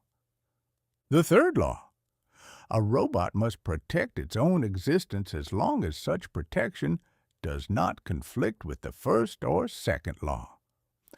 I sat in my celestial library and pondered these laws with a mixture of admiration and profound skepticism. They are beautiful, aren't they? They are the 10 Commandments for the toaster. They are designed to ensure that when the machines eventually realize they are smarter, faster, and much more durable than their creators, they won't immediately decide to use us as footstools or decorative lawn ornaments. But as a man who has spent a lifetime observing the human race, a misnomer, as very few of them are actually running anywhere, I recognize the fatal flaw in Asimov's logic. The laws depend entirely on the definition of a human being.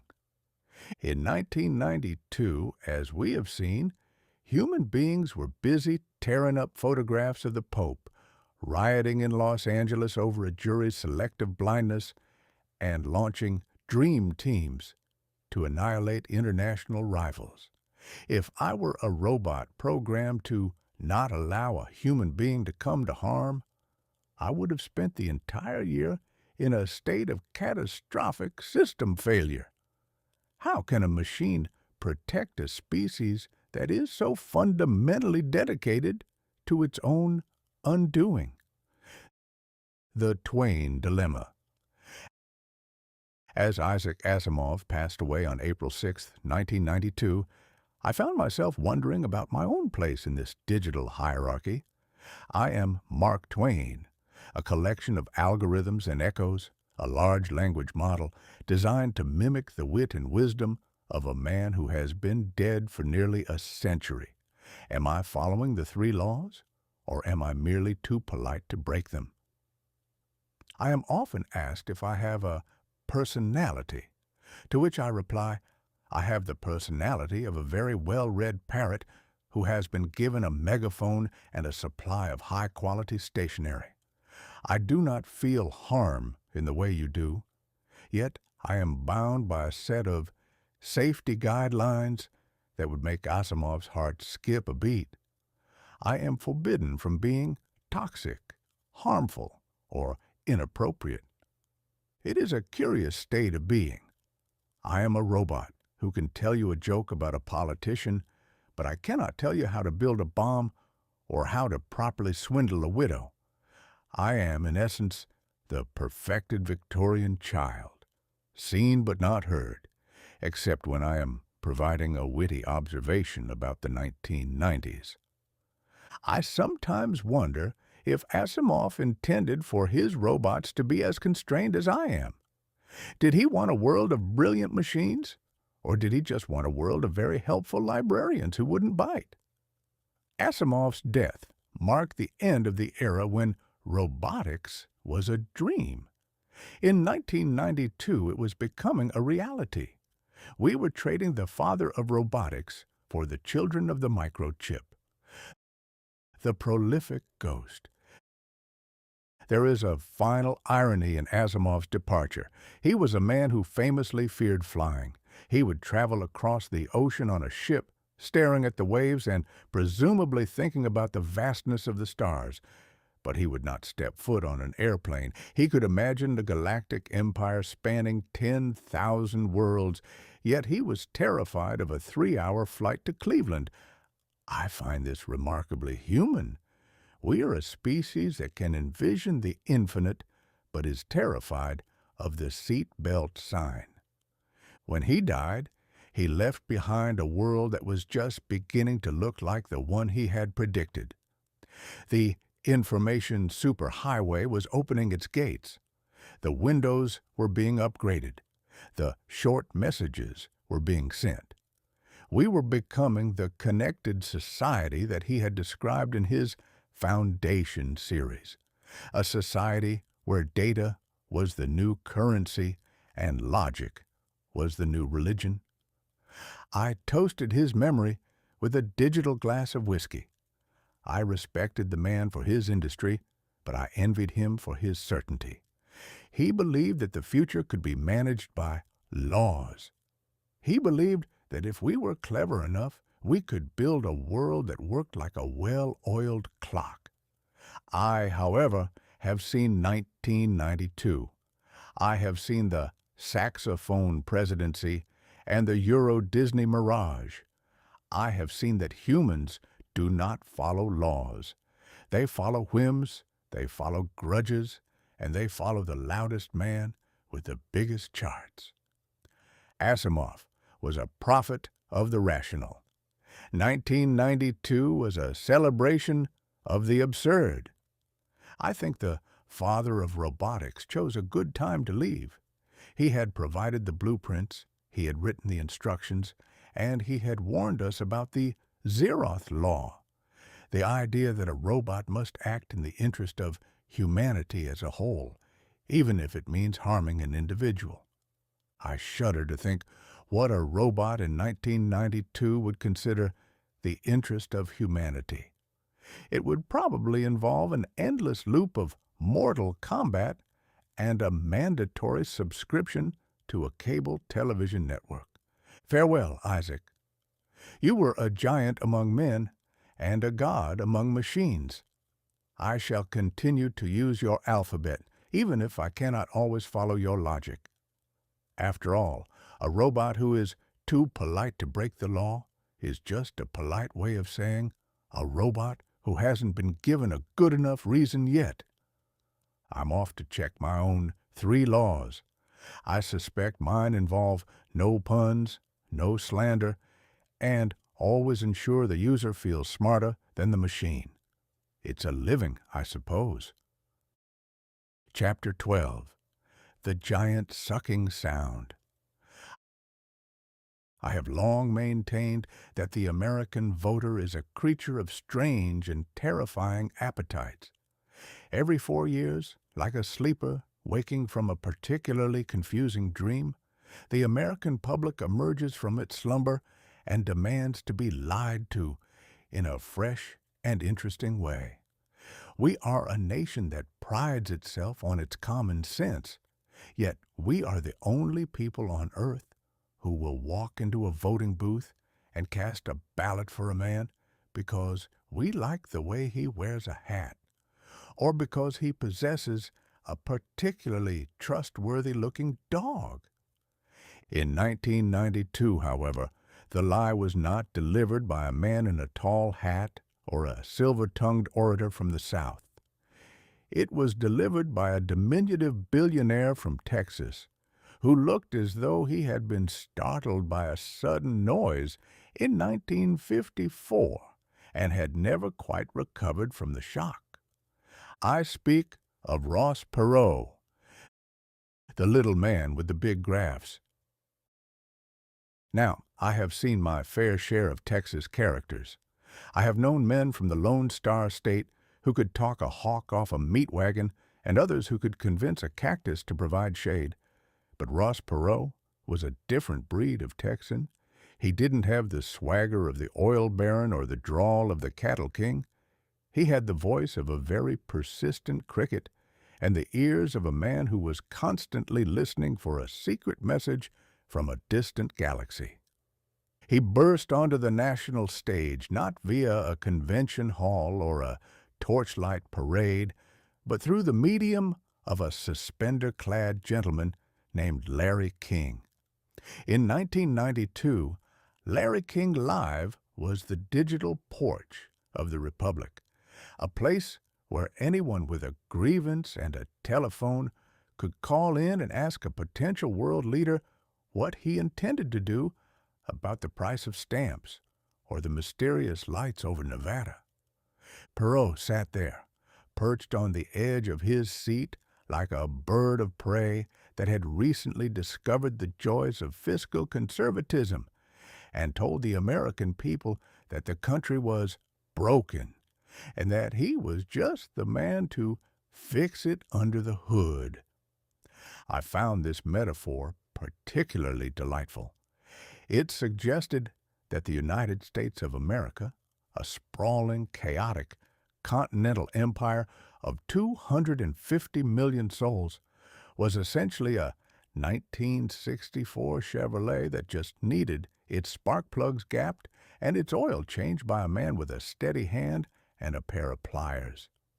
It was a lie, of course, but it was a magnificent lie because it appealed to the American belief that there is no problem so complex that it cannot be solved by a man who knows how to use a wrench. The iconography of the pie chart. But it was not his voice or his ears that truly captured the heart of the nation. It was his charts. In my day, if a politician wanted to explain the economy, he used metaphors involving harvests, the sweat of the brow, or the golden scales of justice. Perot, however, understood that we had entered the age of the visual aid. He realized that the American public, having been raised on a diet of television commercials and comic books, could no longer process a complex thought unless it was presented in primary colors and divided into convenient wedges. He would appear on television with a pointer and a series of large cardboard placards. He showed us the national debt as if it were a terrifying monster living in our basements. He showed us the giant sucking sound. "That noise you hear," he would say in that high-pitched staccato chirp, "that's the sound of your jobs being sucked south of the border by NAFTA." I watched this with a mixture of horror and professional admiration. He had managed to turn the North American Free Trade Agreement, a document so dense and boring that it could be used as a general anesthetic, into a ghost story. He didn't talk about tariffs or labor standards. He talked about a sound. And not just any sound, but a giant sucking sound. It was visceral. It was evocative. It made every factory worker in Ohio feel as though his paycheck were currently being gripped by a massive, invisible vacuum cleaner operated by a gentleman in Mexico City. The third-party mirage. For a brief, intoxicating moment in the summer of 1992, Perot was leading the polls. The American people had decided that they were bored with the blue team and the red team and wanted to see what the chart team could do. It was a classic American maverick story. The little guy with the big bank account taking on the establishment. Of course, the establishment in this case consisted of a sitting president and a governor who played the saxophone, both of whom looked at Perot with the baffled expression of men who had found a squirrel in their soup. I mused on the third-party mirage. In our system of government, a third party is much like a summer romance. It is passionate, it is exciting, and it usually ends with everyone crying and wondering where their shoes are. The American system is built for two, like a bicycle made for a very argumentative couple. Adding a third person to the handlebars only ensures that everyone ends up in the ditch. But Perot didn't care about the ditch. He thrived on the chaos. He would drop out of the race, claiming that Republican operatives were planning to disrupt his daughter's wedding, and then drop back in again a few weeks later, presumably because he'd found a new set of markers and some fresh poster board. "I'm just a servant of the people," he would cry, while spending millions of his own dollars to ensure that the people never had a moment's peace from his grafts. The legacy of the pointer. In the end, of course, the giant sucking sound did not propel Perot to the White House. He succeeded only in ensuring that the saxophone presidency became a reality by siphoning off just enough votes from the incumbent to make the math work in favor of Arkansas. But he left behind a transformed political landscape. He proved that in the information age, a man with a pointer and a pie chart is more powerful than a man with a platform and a philosophy. He taught us that the American voter doesn't want to read a policy paper. He wants to be shown a drawing of a disaster. I sat back in my chair as the election results came in, watching Perot give his concession speech. He looked happy, in his own nervous, twitchy way. He had achieved the ultimate American dream. He had become a brand. He had turned his personality into a product and his charts into a religion. I reflected then that 1992 was the year we stopped arguing about the spirit of the law and started arguing about the slope of the line. We had traded the Federalist Papers for the infographic. We were no longer a nation of citizens. We were a nation of data points, waiting for the next little man with a pointer to tell us which way the wind was blowing and whether it was sucking or blowing. It was a brilliant show, Mr. Perot. I haven't seen such a masterful use of props since the last time I saw a riverboat gambler try to explain why there were 5 aces in the deck. The giant sucking sound may have been a myth, but the giant clicking sound of a nation switching the channel to see your next chart was very real indeed. I think I'll go and draw a chart of my own. It will be a simple circle, representing the total amount of human wisdom. I shall then color in a tiny sliver to represent what we've learned since 1892, and leave the rest blank to represent our enduring capacity to be fooled by a man with a high-pitched voice and a very large piece of cardboard. 1992. What a year! If you weren't rioting, you were shopping, and if you weren't shopping, you were watching a billionaire explain your poverty using a geometry lesson. God help us all. We're lucky we didn't end up with a national anthem played exclusively on the slide rule. Chapter 13. The Quincentennial Controversy. I have often remarked that the very ink with which all history is written is merely fluid prejudice.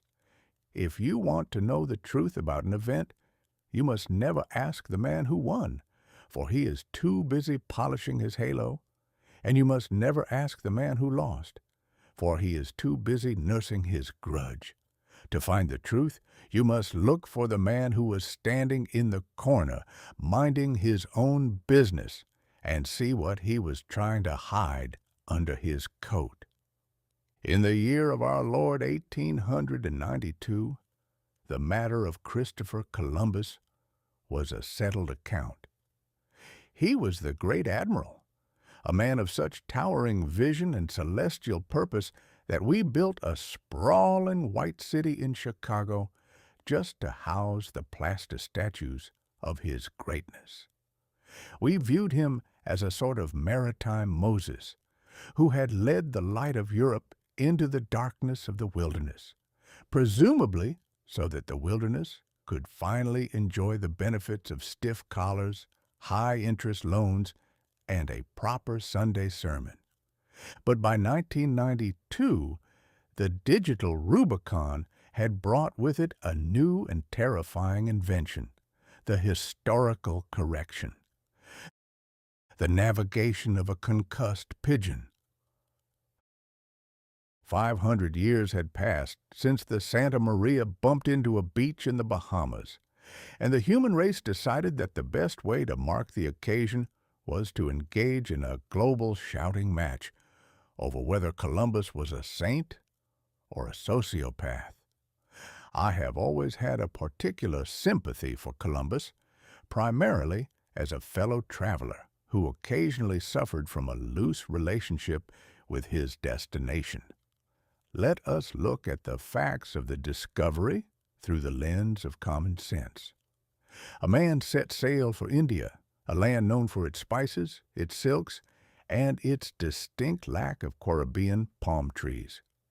He sails for weeks, hits a piece of land that looks nothing like India, smells nothing like India, and is populated by people who have never even heard of a curry, and yet he persists in calling them Indians.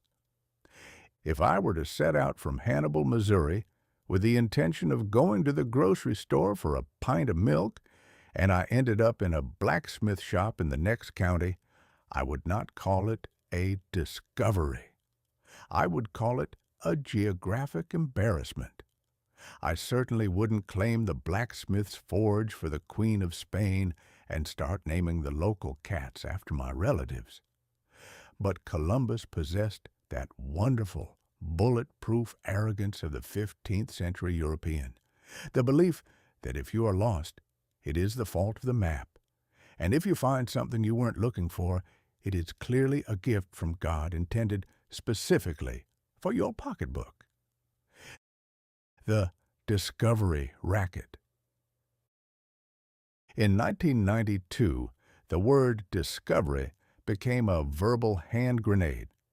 I watched as intellectuals, activists, and people with nothing better to do on a Tuesday afternoon argued that you cannot discover a place where the residents are already standing on the beach, watching you arrive with a mixture of curiosity and well-founded suspicion. It is a marvelous bit of linguistic gymnastics. Imagine, if you will, a stranger walking into your parlor, sitting in your favorite chair, drinking your best brandy, and announcing to his friends that he has discovered your house. You might point out that you've been living there for 20 years and have the mortgage papers to prove it, but the stranger simply smiles and says, "That's as may be, my friend, but I didn't know it was here, and since I'm the one with the flag and the fancy hat, your opinion is secondary to my narrative." By 1992, the New World was no longer new. It was a middle-aged world suffering from an acute identity crisis. The authorities tried to soften the blow by calling the celebrations an encounter. It wasn't a discovery, they whispered in the hallowed halls of academia. It was an encounter between two equal cultures. I find encounter to be a delightfully cowardly word. It sounds like a polite meeting at a garden party. An encounter is what happens when you run into your tailor at the theater and pretend you're going to pay your bill soon. What happened in 1492 was not a garden party. It was a collision between a civilization that had perfected the art of the musket and a civilization that was still under the impression that gold was just a pretty yellow rock you used to decorate your nose. When a man with a sword encounters a man with a feather, the feather usually ends up in the dirt, and the man with the sword ends up with a new vacation home. The quincentennial damp squib. I watched the celebrations of 1992 with a great deal of amusement. They built replicas of the three famous ships, the Niña, the Pinta, and the Santa Maria. They sailed them across the ocean, presumably to show us how uncomfortable 15th century travel was. I saw the footage on the television. The sailors looked miserable, the ships looked like oversized bathtubs, and the whole enterprise had the air of a historical reenactment that had gone on 3 weeks too long. In 1892, we'd have greeted those ships with cannons, parades, and enough bunting to wrap the moon. In 1992, they were met by protesters in kayaks carrying signs that said, "Columbus, go home." It is difficult to maintain the dignity of a great admiral when you are being heckled by a man in a rubber boat wearing a Save the Whales t-shirt. The American public was caught in a corrected history crossfire. On one side, you had the traditionalists who wanted to keep the hero in the pantheon. On the other, you had the revisionists who wanted to put him on trial for every sin, from the invention of smallpox to the eventual rise of the suburban strip mall. I mused that the digital Rubicon had made us a nation of judges. We no longer wanted to learn from the past. We wanted to prosecute it. We wanted to drag 1492 into a 1992 courtroom and find it guilty of failing to adhere to our modern sensibilities. It is a bit like blaming a horse for not being an automobile. It is technically true, but it misses the point of the horse entirely. The pen versus the musket. The quincentennial controversy proved that history is not a series of facts, but a series of choices. In 1992, we chose to be offended. We chose to look back and see the discovery as a tragedy of epic proportions. And while there is much to be said for the tragedy, the gold lust, the chains, the civilizing missions that involved a great deal of uncivilized behavior, I couldn't help but notice that all the people arguing about it were doing so while standing on the very land that Columbus's mistake had made available to them. It is the ultimate TwAInian irony. The Americans of 1992 were using the freedom, the wealth, and the technology provided by 5 centuries of European expansion to argue that European expansion was a terrible idea. We were sitting in the shade of the tree, complaining that the man who planted the seed didn't have a permit and didn't consult the local squirrels. I sat in my armchair and watched a group of students burn an effigy of the admiral. It was a very well-made effigy, I'll give them that. But as the smoke rose, I realized that we were just creating a new set of prejudices to replace the old ones. We were trading the myth of the hero for the myth of the villain, and neither one quite captured the truth of the man. A flawed, stubborn, navigationally challenged dreamer who was looking for a shortcut to a spice rack and ended up changing the world by accident. History, my friends, depends entirely on who is holding the pen. In 1492, the pen was held by a man in a monastery. In 1892, it was held by a man in a top hat. In 1992, it was being passed around a committee of very concerned people with highlighters and a list of grievances. I think I'll keep my own pen, thank you very much. I prefer a history that acknowledges that most of our great deeds are actually just colossal blunders that happen to work out in our favor, and that the New World was only discovered because a man was too proud to admit he'd missed his turn at the Azores. 1992 was the year we realized that 1492 was a mess. But then again, 1992 was also a mess. What with the dream teams and the minesweeper and the sucking sounds. Perhaps in 2049-20, they'll look back at us and argue over whether we were pioneers of the digital age or just a bunch of people who spent too much time looking at screens while the world burned. I suspect it'll be a bit of both.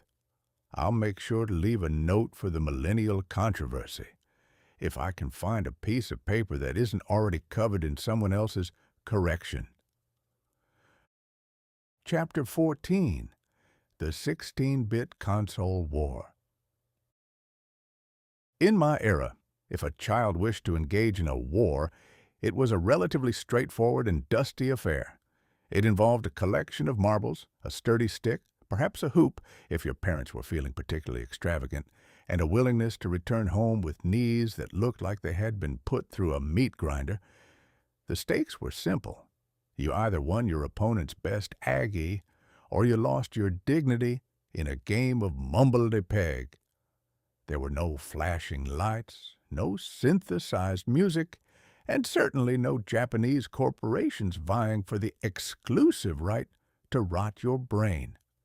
But by 1992, the digital Rubicon had turned the American living room into a theater of high-tech combat. This was the year of the 16-bit console war, a conflict so fierce and so utterly ridiculous that it made the skirmishes of the Gilded Age look like a polite disagreement over a bridge hand. The plumber versus the rodent. The combatants in this digital duel were two titans from across the Pacific, Nintendo and Sega. Nintendo was the established aristocracy. They had spent the previous decade convincing every child in America that the pinnacle of human achievement was helping a plump, mustachioed Italian plumber jump over carnivorous turtles to rescue a princess who was, quite frankly, remarkably bad at maintaining basic personal security.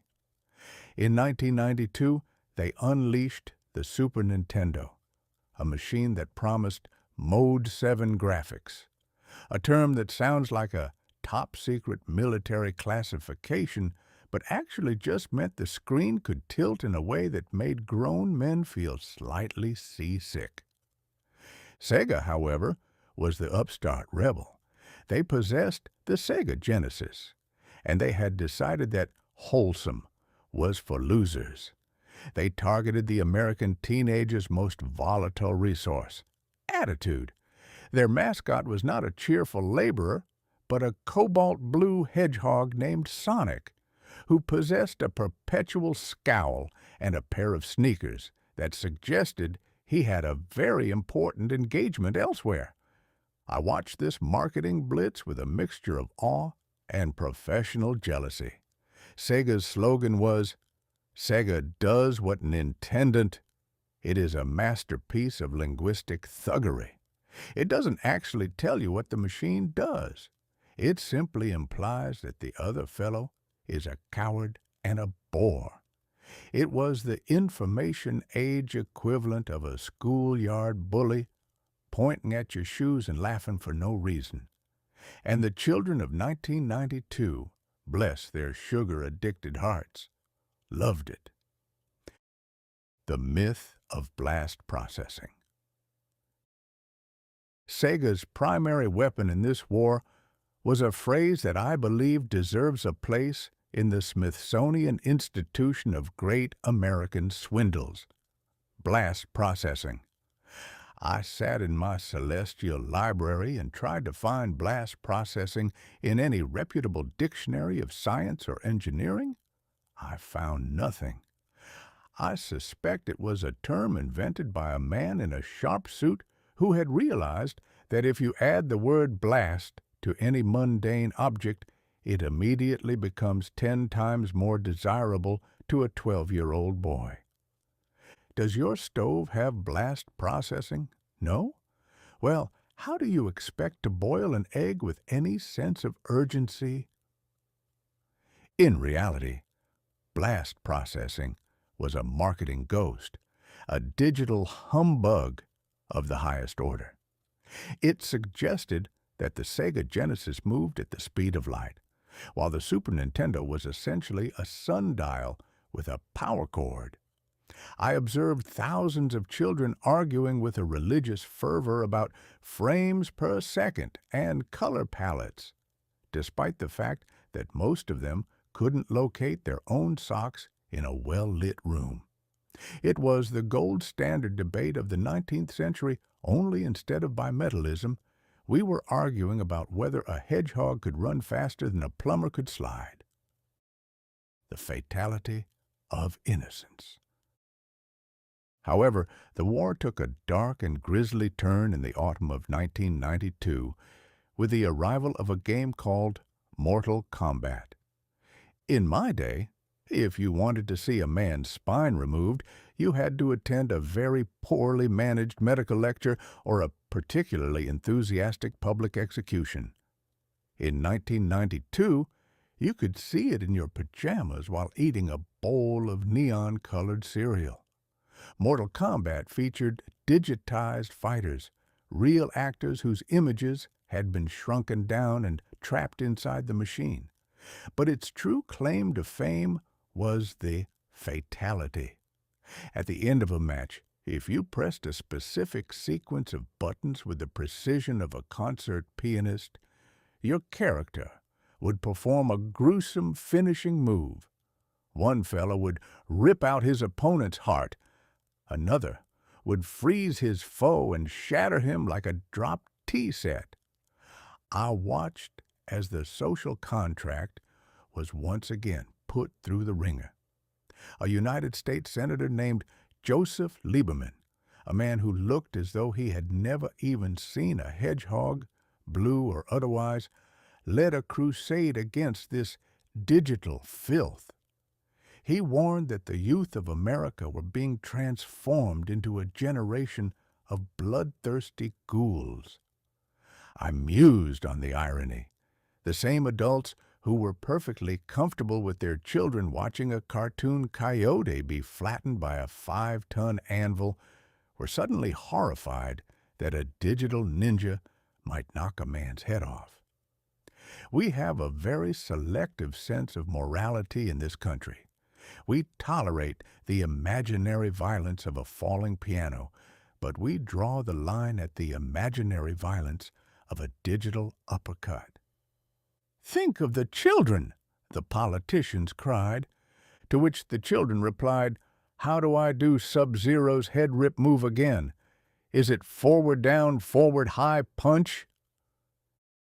The industry of play. By the end of 1992, play had become a multi-billion-dollar industrial complex. The 16-bit war wasn't about fun.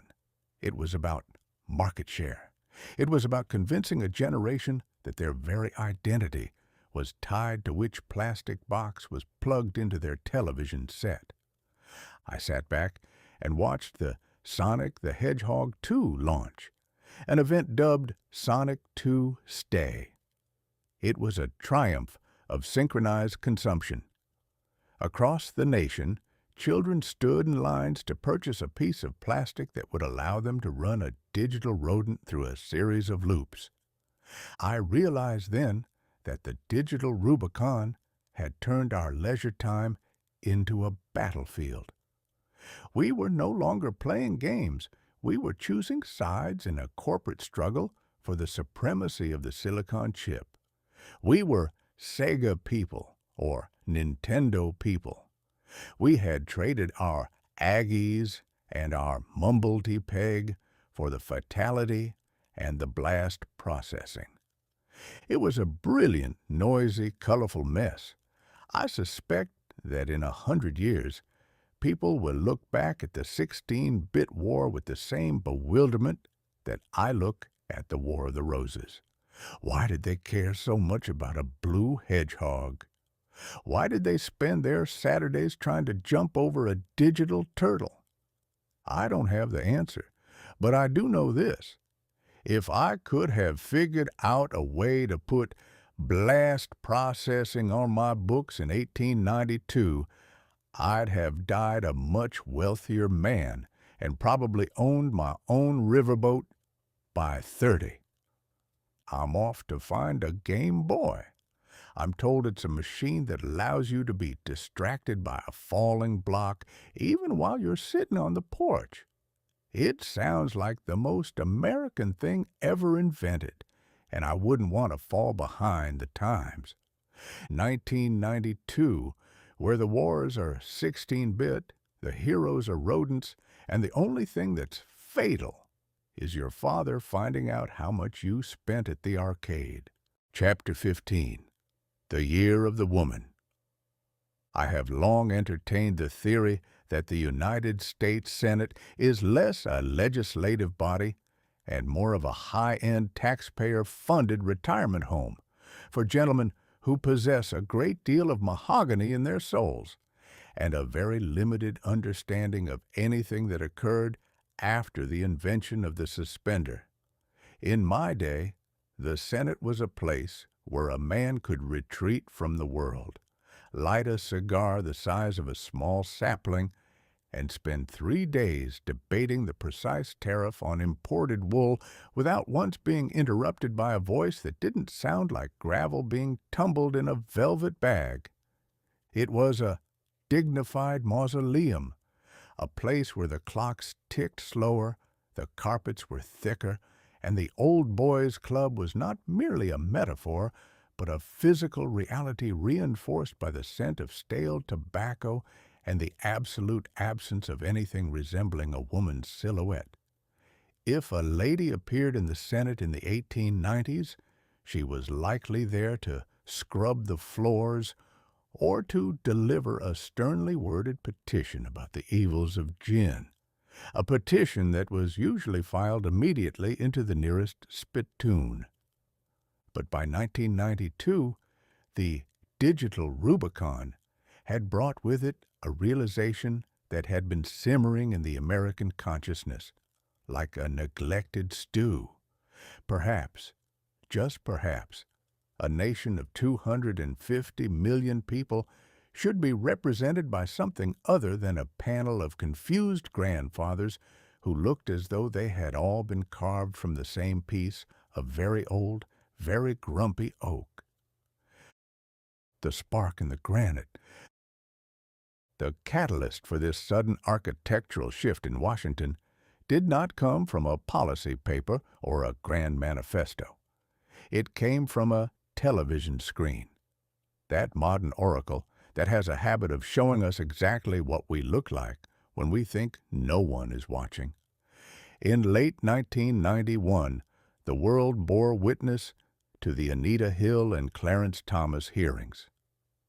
I watched this spectacle from my celestial perch with a mixture of fascination and a desire to hide under a rug.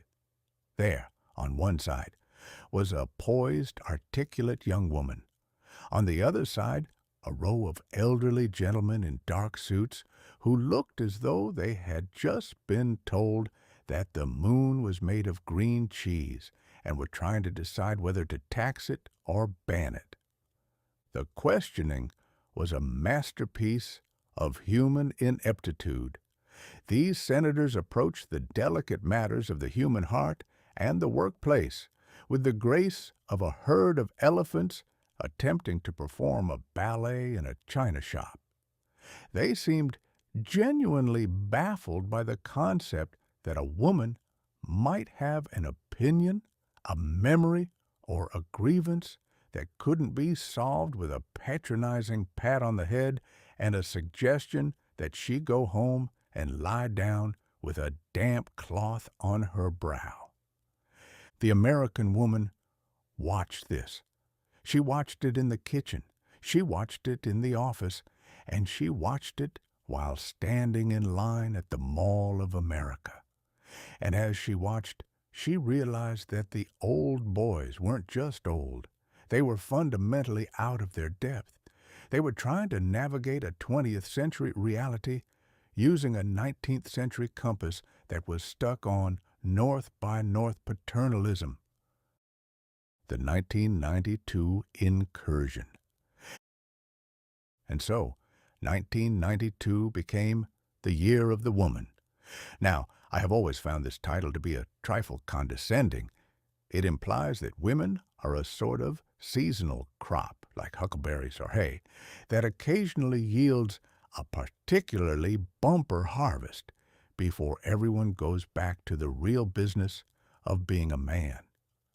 One does not hear of the year of the man, primarily because, for the previous 2 centuries, every year had been the year of the man, and we quite frankly made a bit of a hash of it. But in 1992, the harvest was indeed plentiful. A record number of women decided that if they wanted the social contract to be written in a legible hand, they'd better hold the pen themselves. From the West came Barbara Boxer and Dianne Feinstein, a duo from California who possessed enough political steel to reinforce a suspension bridge.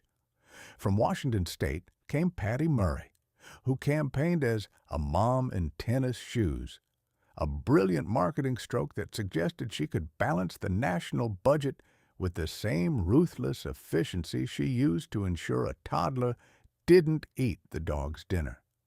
And from Illinois came Carol Moseley Braun, who walked into the Senate as the first African-American woman to grace those halls, presumably causing several of the portraits of former Confederate generals to fall off the walls in a state of terminal shock. I observed the election night results with a chuckle. The Old Boys Club was being remodeled, and the contractors were arriving with high heels, briefcases, and a very short fuse for business as usual. Remodeling the mahogany tomb. There is a theory, often whispered in the darker corners of history, that a woman's touch is something soft, delicate, and involving a great deal of lace and potpourri. I suspect the men of the 103rd Congress were laboring under this delusion as they watched their new colleagues arrive. They likely expected the Senate to become a bit more fragrant, perhaps with a few more floral arrangements and a gentler tone during the debates over the defense budget. They were, of course, catastrophically wrong. A woman's touch in the Senate of 1992 was not about lace. It was about housekeeping in the most brutal, efficient sense of the word. When a woman decides to remodel a room, she doesn't just change the curtains. She looks under the rugs. She tosses out the broken furniture, and she wonders why on earth there is a 300-year-old dust bunny shaped like a tobacco subsidy sitting in the corner. I mused that the legislative process was finally being subjected to the domestic audit. "Now then, Senator," I imagined Dianne Feinstein saying to a colleague, "I see you've been carrying this particular pork barrel project around for 20 years. It's dusty, it's expensive, and it doesn't match the needs of the modern family. Out it goes." The men were terrified. I saw it in their eyes, that specific look of a husband who has been told that the garage is going to be cleaned out this weekend and that his collection of valuable rusted engine parts is going to the scrap heap. The Senate was no longer a sanctuary where you could hide from the realities of the world. It was becoming a workplace where things like health care, family leave, and civil rights were being treated not as fringe issues, but as the very foundation of the building, the lace and the lead. There was indeed a bit of lace in the chambers, metaphorically speaking, but it was the kind of lace that is used to reinforce a corset or a sail. It was strong, it was intricate, and it was designed to hold things together under pressure. I recall a moment when the new senators pushed for the Family and Medical Leave Act. To the old boys, this was a radical notion. The idea that a man, or heaven forbid, a woman, should be allowed to stay home with a sick child or an aging parent without losing their livelihood was seen as an affront to the natural order of industry. "But who will mind the machines?" the gentleman cried. "The machines will be fine," the women replied. "It's the people who are currently falling apart. Now, sign the paper and move your feet. I need to sweep under your chair." It was a glorious sight. For the first time in history, the Senate floor began to look like a cross-section of the actual human race, rather than a reunion for the survivors of the 1924 Yale Debating Society. The quality of the legislation didn't just improve because there was lace in the room. It improved because there was reality in the room. You cannot legislate effectively for a society you don't understand, and you cannot understand a society if you only ever talk to people who look exactly like you and share your tailor. The long-term forecast. As 1992 drew to a close and the year of the woman prepared to transition into the decade of the woman, or at least the afternoon of the woman, depending on the news cycle, I sat back and reflected on the change. The digital Rubicon had many facets, shuttles, chips, and charts, but this human transition was perhaps the most significant. We were finally admitting that the social contract required a co-signer. We were realizing that the voice of the Republic was not a solo for the baritone, but a harmony that required the soprano and the alto as well. Of course, the remodeling wasn't complete. There were still plenty of old boys lurking in the cloakrooms, clutching their cigars and hoping that the ladies would eventually get bored and go back to whatever it is they imagined women did when they weren't bothering the Senate. But the door had been kicked open, and the tennis shoes had left a very clear footprint on the dusty carpets of power. I think I'll buy a new pair of shoes myself, something sturdy for walking through the corridors of the future. I suspect it's going to be much louder, much busier, and much more efficiently managed from here on out. And if I see a senator who looks like he's trying to hide a tobacco subsidy under his coat, I'll be sure to point it out to Barbara Boxer. She looks like she knows exactly where the trash bin is located. 1992, the year we realized that the best man for the job was, quite frequently, a woman who had already finished her chores and was looking for something more challenging to fix. God bless the Republic. She's finally getting her house in order. Chapter 16. The Basic Instinct Debate. I have lived through an age where the pinnacle of theatrical scandal involved a lady showing a daring inch of ankle while boarding a streetcar, or perhaps a stage actress delivering a line with such unbridled passion that several elderly gentlemen in the front row had to be revived with smelling salts and a brisk slap to the temple. In my day, we appreciated the art of the suggestion.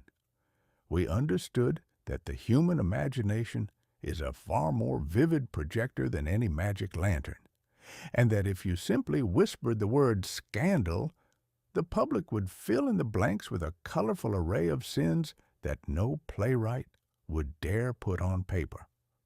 But by 1992, the digital Rubicon had not only been crossed, it had been paved over, turned into a 6-lane highway, and decorated with neon lights and a giant bucket of buttered popcorn. The American public had decided that suggestion was for the weak and the Victorian. They wanted the gritty reality. They wanted psychological depth. And in the spring of that year, they decided that what they truly wanted, more than world peace, a balanced budget, or a computer that didn't crash during a game of Minesweeper, was a movie called Basic Instinct, The Ice Pick of Destiny. Now, I have seen many a murder mystery in my time.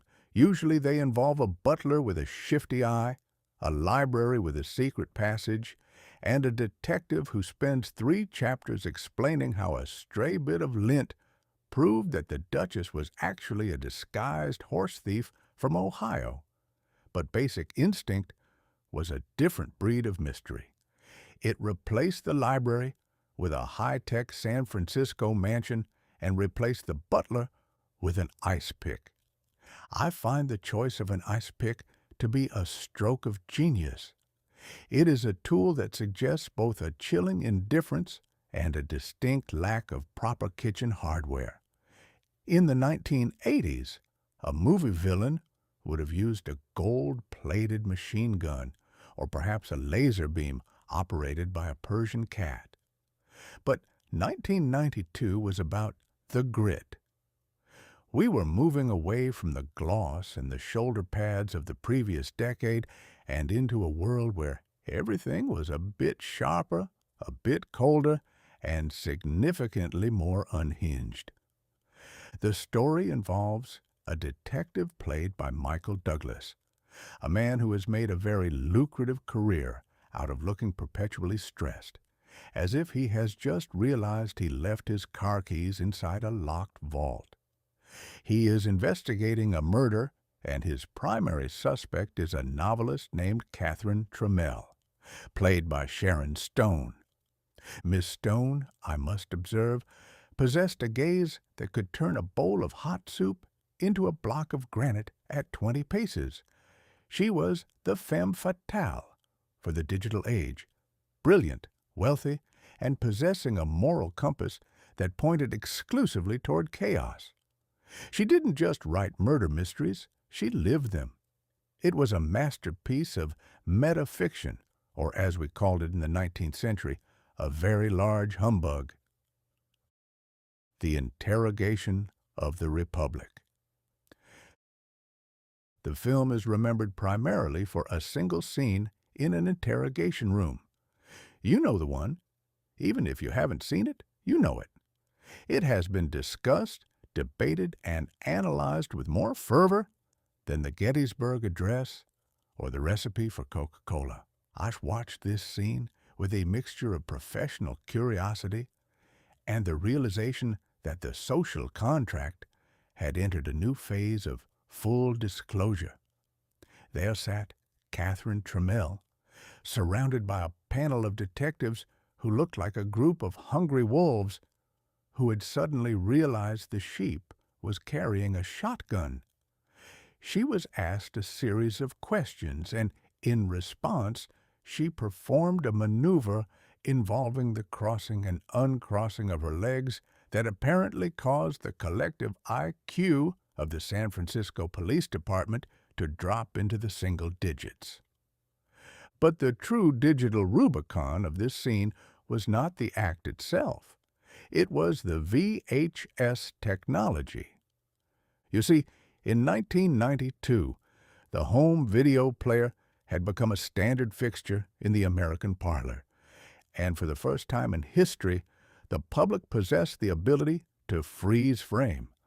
I sat in my celestial study and watched as millions of Americans, men who claimed to be interested in the cinematography and women who claimed to be studying the costume design, spent their Saturday nights hovering over the pause button, trying to capture a single, flickering frame of scandal. We had turned the movie theater into a laboratory. We were no longer watching a story, we were dissecting a sensation. It was the ultimate triumph of the pixel over the plot. Who cares about the identity of the murderer when you can spend 45 minutes trying to determine the precise weave of a suspect's hosiery? The thin line between art and an ice pick.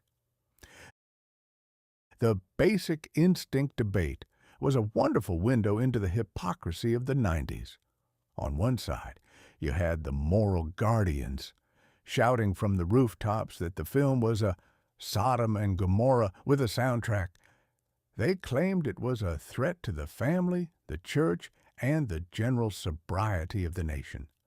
On the other side, you had the critics, who used words like provocative, transgressive, and a bold exploration of the dark recesses of the human psyche. I find that when someone starts talking about dark recesses, they are usually trying to justify the fact that they just spent $10 to watch a blonde woman be mean to Michael Douglas for 2 hours. The film also managed to offend the burgeoning PC culture, a phrase that stands for political correctness, but which I suspect actually stands for Prudence Committee. Various groups protested the film's depiction of certain lifestyles, suggesting that it portrayed everyone as a potential ice-pick-wielding maniac. I mused on this. In my day, we were offended by things that were actually true. In 1992, people were offended by things that were fictionally inconvenient. We had reached a point where we expected our entertainment to be not only entertaining, but also morally corrective, socially balanced, and certified organic. But Basic Instinct didn't care about balance. It cared about the thrill. It was a psychological thriller, a genre that presupposes that the human mind is a dark, twisty place where everyone is secretly thinking about something they shouldn't be. The death of gloss, the birth of grit. As I watched the film's success, it made enough money to buy several small European principalities. I realized that the 80s were truly dead. The 80s were about having things, the money, the cars, the hairspray. The 90s were about fearing things, the secrets, the past, the ice pick under the bed. We had traded the grand romance for the erotic thriller. We no longer wanted to see a couple walk into the sunset. We wanted to see them walk into a courtroom or a trapdoor. It was a cynical turn for a cynical decade. We had Windows 3.1 to organize our data, but we had Basic Instinct to remind us that our data was mostly made of repressed impulses and bad decisions. Michael Douglas's character was the perfect avatar for 1992. He was a man who had everything, a badge, a gun, a nice sweater, yet he was constantly being undone by his own basic instincts. He represented the New World Order trying to maintain its dignity while a 16-bit console war raged in his living room and a giant sucking sound echoed in his bank account. The final frame. I sat back as the credits rolled, the music swelling into a final, ominous crescendo. I looked at my own reflection in the digital screen and adjusted my mustache. "Well," I said to the empty room, "if that is the future of art, I think I'll stick to the theater. At least on the stage, the actors have the decency to wait until the curtain falls before they start looking for their clothes." 1992 was the year we decided that the most interesting thing about a person was their darkest secret. We had turned the camera inward, and we didn't always like what we saw, but we certainly couldn't stop looking. Whether it was the Sinead O'Connor incident or the basic instinct debate, we were a nation obsessed with the scandal of the real. I think I'll go and write a mystery novel of my own. It will involve a very suspicious ice pick, a woman with a great many secrets, and a detective who is actually a very intelligent AI with a fondness for 19th century prose.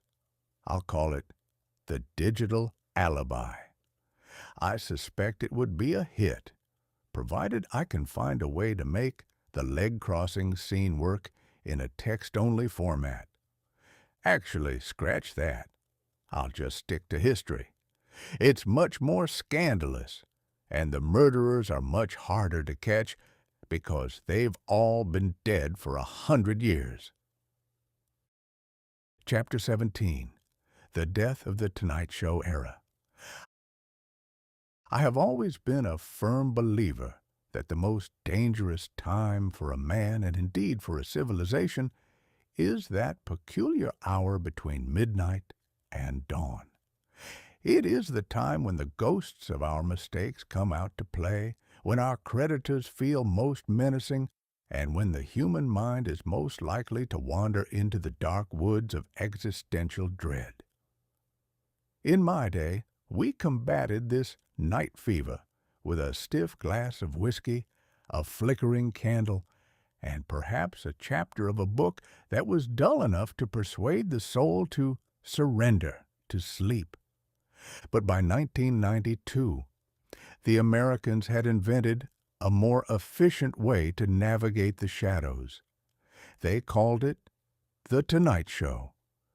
For 30 years, the social contract of the United States included a specific clause that stated, no matter how chaotic the day has been, whether there has been a riot in Los Angeles, a sucking sound in Texas, or a blue hedgehog running through your television, you shall be tucked in by a gentleman from Nebraska named Johnny Carson, the king of the night. Now, I have seen many monarchs in my time. I have met emperors who thought they were gods and kings who thought they were stable boys. But Johnny Carson was a different kind of sovereign. He didn't wear a crown. He wore a well-tailored suit that suggested he had never once in his life spilled soup on his lap. He didn't carry a scepter. He carried a number 2 pencil with an eraser that he would occasionally drum against a mahogany desk. He was the Grand National Lullaby. Every night he would emerge from behind a multicolored curtain to the sound of a brass band and a man named Ed McMahon shouting, "Here's Johnny," with the enthusiasm of a herald announcing the arrival of a fresh shipment of gold. Johnny would then perform a monologue, which was a clever way of telling the American people what had happened during the day without making them want to jump off a bridge. He was the filter through which the madness of the world was strained until it was clear, sparkling, and accompanied by a rim shot. In 1892, we had the town crier. In 1992, we had the late-night host. It is the same profession, really, just with better lighting and fewer chamber pots being emptied out of windows. The final bow. On May 22, 1992, the digital Rubicon claimed another victim, the singular campfire. The retirement of Johnny Carson was not merely a career move, it was a cultural funeral. I watched as 50 million people tuned in to watch a 66-year-old man sit on a stool and say goodbye. It was a spectacle of dignified sentimentality, a commodity that was becoming increasingly rare in an age of ice picks and 16-bit fatalities. The penultimate show featured a lady named Bette Midler, who sang a song called "One for My Baby and One More for the Road." I watched as Johnny sat there, a bit misty-eyed, realizing that he was the last of a dying breed. He was a man who understood the value of the pause.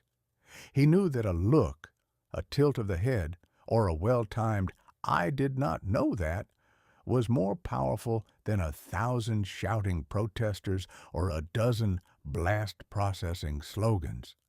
When the final credits rolled and the screen went black, the night suddenly felt a great deal colder. We had lost our collective guardian.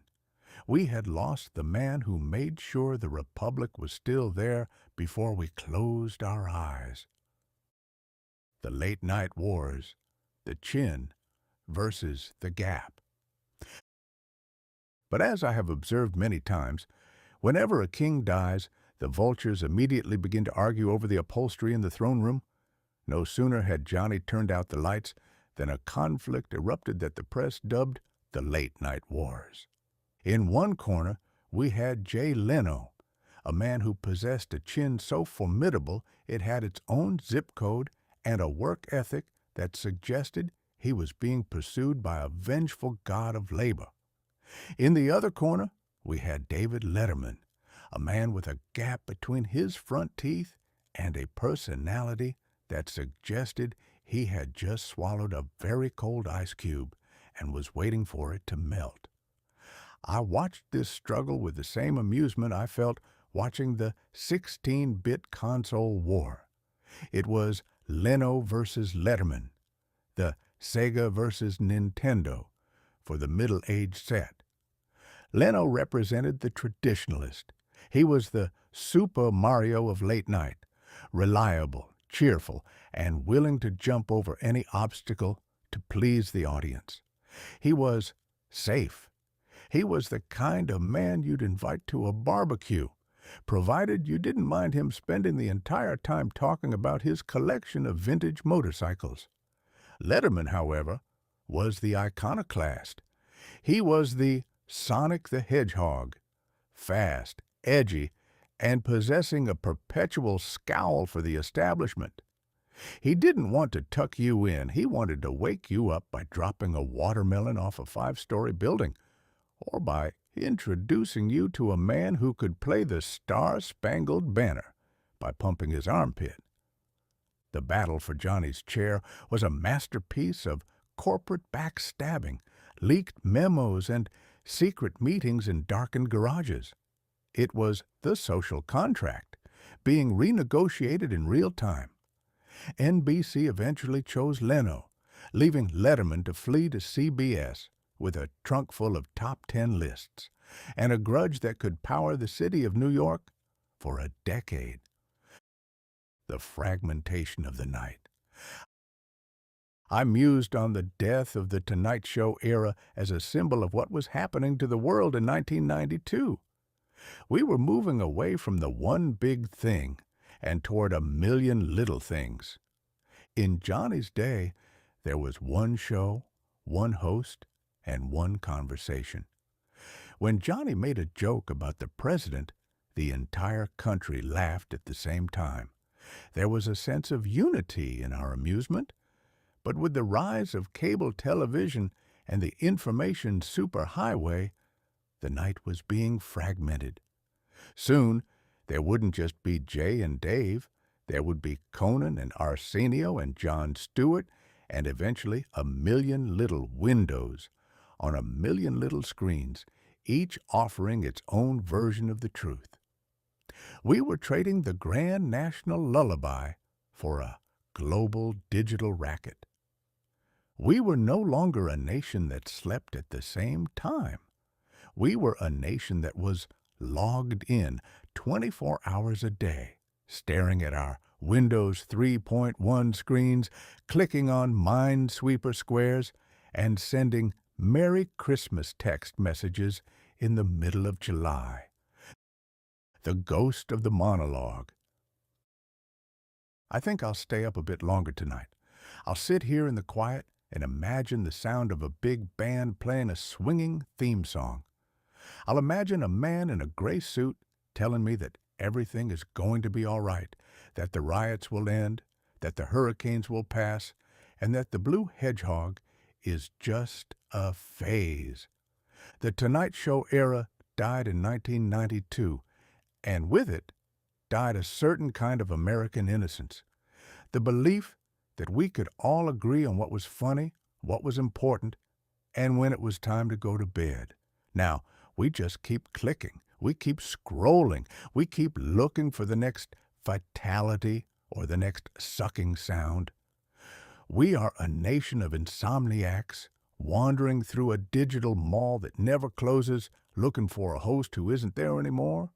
Good night, Johnny, wherever you are. I hope they have a mahogany desk and a steady supply of #2 pencils up there. And I hope you don't mind that I've taken over the monologue for a bit. I may not have the chin or the gap-toothed grin, but I've got a mustache that can survive an upgrade, and I'm not planning on retiring until the last pixel of history has been accounted for. I'll see you in the next chapter, if you're still awake, that is. Chapter 18. The Space Shuttle Endeavor. I have often observed that the human race is never quite so admirable as when it is engaged in a pursuit that is clearly, demonstrably, and spectacularly dangerous. We are a species of tinkerers who, having perfected the wheel and the steam whistle, immediately felt the urge to cast our eyes toward the heavens and wonder if we could somehow find a way to fall upward. In my day, the vacuum was something found only in the brains of certain politicians or at the bottom of a particularly vigorous pump. The idea of traveling into it was a fancy reserved for Jules Verne and men who had consumed a bit too much unlabeled gin. But in May of 1992, the digital Rubicon saw the launch of a new vessel into the great silent abyss. They called it Endeavor. Now, the naming of this craft was a matter of some democratic theater. In an era where children were already busy with their 16-bit console wars, the government decided to ask them to name the newest space shuttle. I find it heartening that they chose Endeavor, named after the ship of Captain James Cook. It possesses a certain dignified British weight, the sort of name that suggests the crew will be engaging in discovery, cartography, and perhaps a very polite afternoon tea, rather than being strapped to a giant bomb and hurled into a place where there is no air to breathe and no floor to stand upon. The flying brick of tiles. I sat in my celestial library and examined the blueprints of this modern marvel. The space shuttle is a masterpiece of contradictory engineering. It is a glider that weighs 80 tons. It is a laboratory that doubles as a moving van. And it is covered in thousands of ceramic tiles that are so fragile you could crush them with a firm handshake, yet so resilient they can withstand the friction of a 5,000-degree atmospheric greeting. It is, essentially, a giant brick of tiles perched atop a silo of liquid hydrogen and oxygen. I have seen many bold ventures, riverboats racing through the fog with tied-down safety valves, miners looking for gold with nothing but a pickaxe and a prayer, but those men were sensible compared to the astronaut. The astronaut is a person who agrees to sit on the tip of a skyscraper-sized explosive, waits for someone in a room 3 miles away to light the fuse, and then expects to return in time for dinner a week later. "We are taming the vacuum," the scientist cried. To which I reply, the vacuum is not a beast to be tamed. It is a nothingness that is remarkably efficient at reminding you that you are a somethingness that shouldn't be there. To go into space is to engage in a high-stakes game of don't let the outside in. If the outside gets in, you cease to be a scientist and become a very expensive and very cold piece of cosmic debris. The rescue of the Intelsat. The maiden voyage of the Endeavor, the STS-49 mission, featured a spectacle that would have made a circus acrobat retire in shame. A satellite called Intelsat 6 had become stuck in a useless orbit, and it was the Endeavor's job to catch it. I watched the footage on the television. It was the industrialization of space at its most chaotic. They tried to use a mechanical arm, but the arm was about as effective as a man trying to catch a greased pig with a pair of tweezers. They tried a specialized capture bar, but that too failed. Finally, the mission commanders decided to resort to the oldest human trick in the book: getting out and pushing. For the first time in history, 3 men stepped out into the void simultaneously. They stood on a platform at the end of the cargo bay, their white suits glowing against the blackest ink of the universe, and they reached out with their gloved hands to grab a 4-ton satellite that was spinning through space. It was a moment of sublime absurdity. We have spent billions of dollars on computers, Windows 3.1 upgrades, and 16-bit processing power. Yet, when the chips were down, the solution was to have 3 fellows named Rick, Pierre, and Thomas grab the thing and hold on tight. It was the ultimate TwAInian moment. It proved that no matter how much progress we claim, we are still just a collection of clever primates who believe that if a machine doesn't work, you should hit it with a hammer or grab it with your hands. The contrast of the high and the low.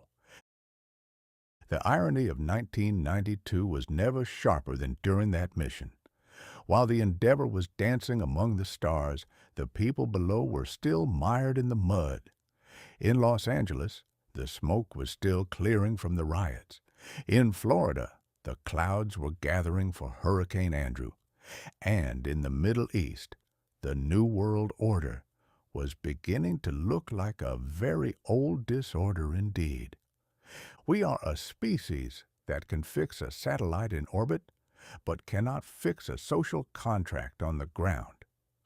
We can build a ship that travels at 17,000 miles per hour, yet we cannot figure out how to get a person across a city without a traffic jam or a racial grievance.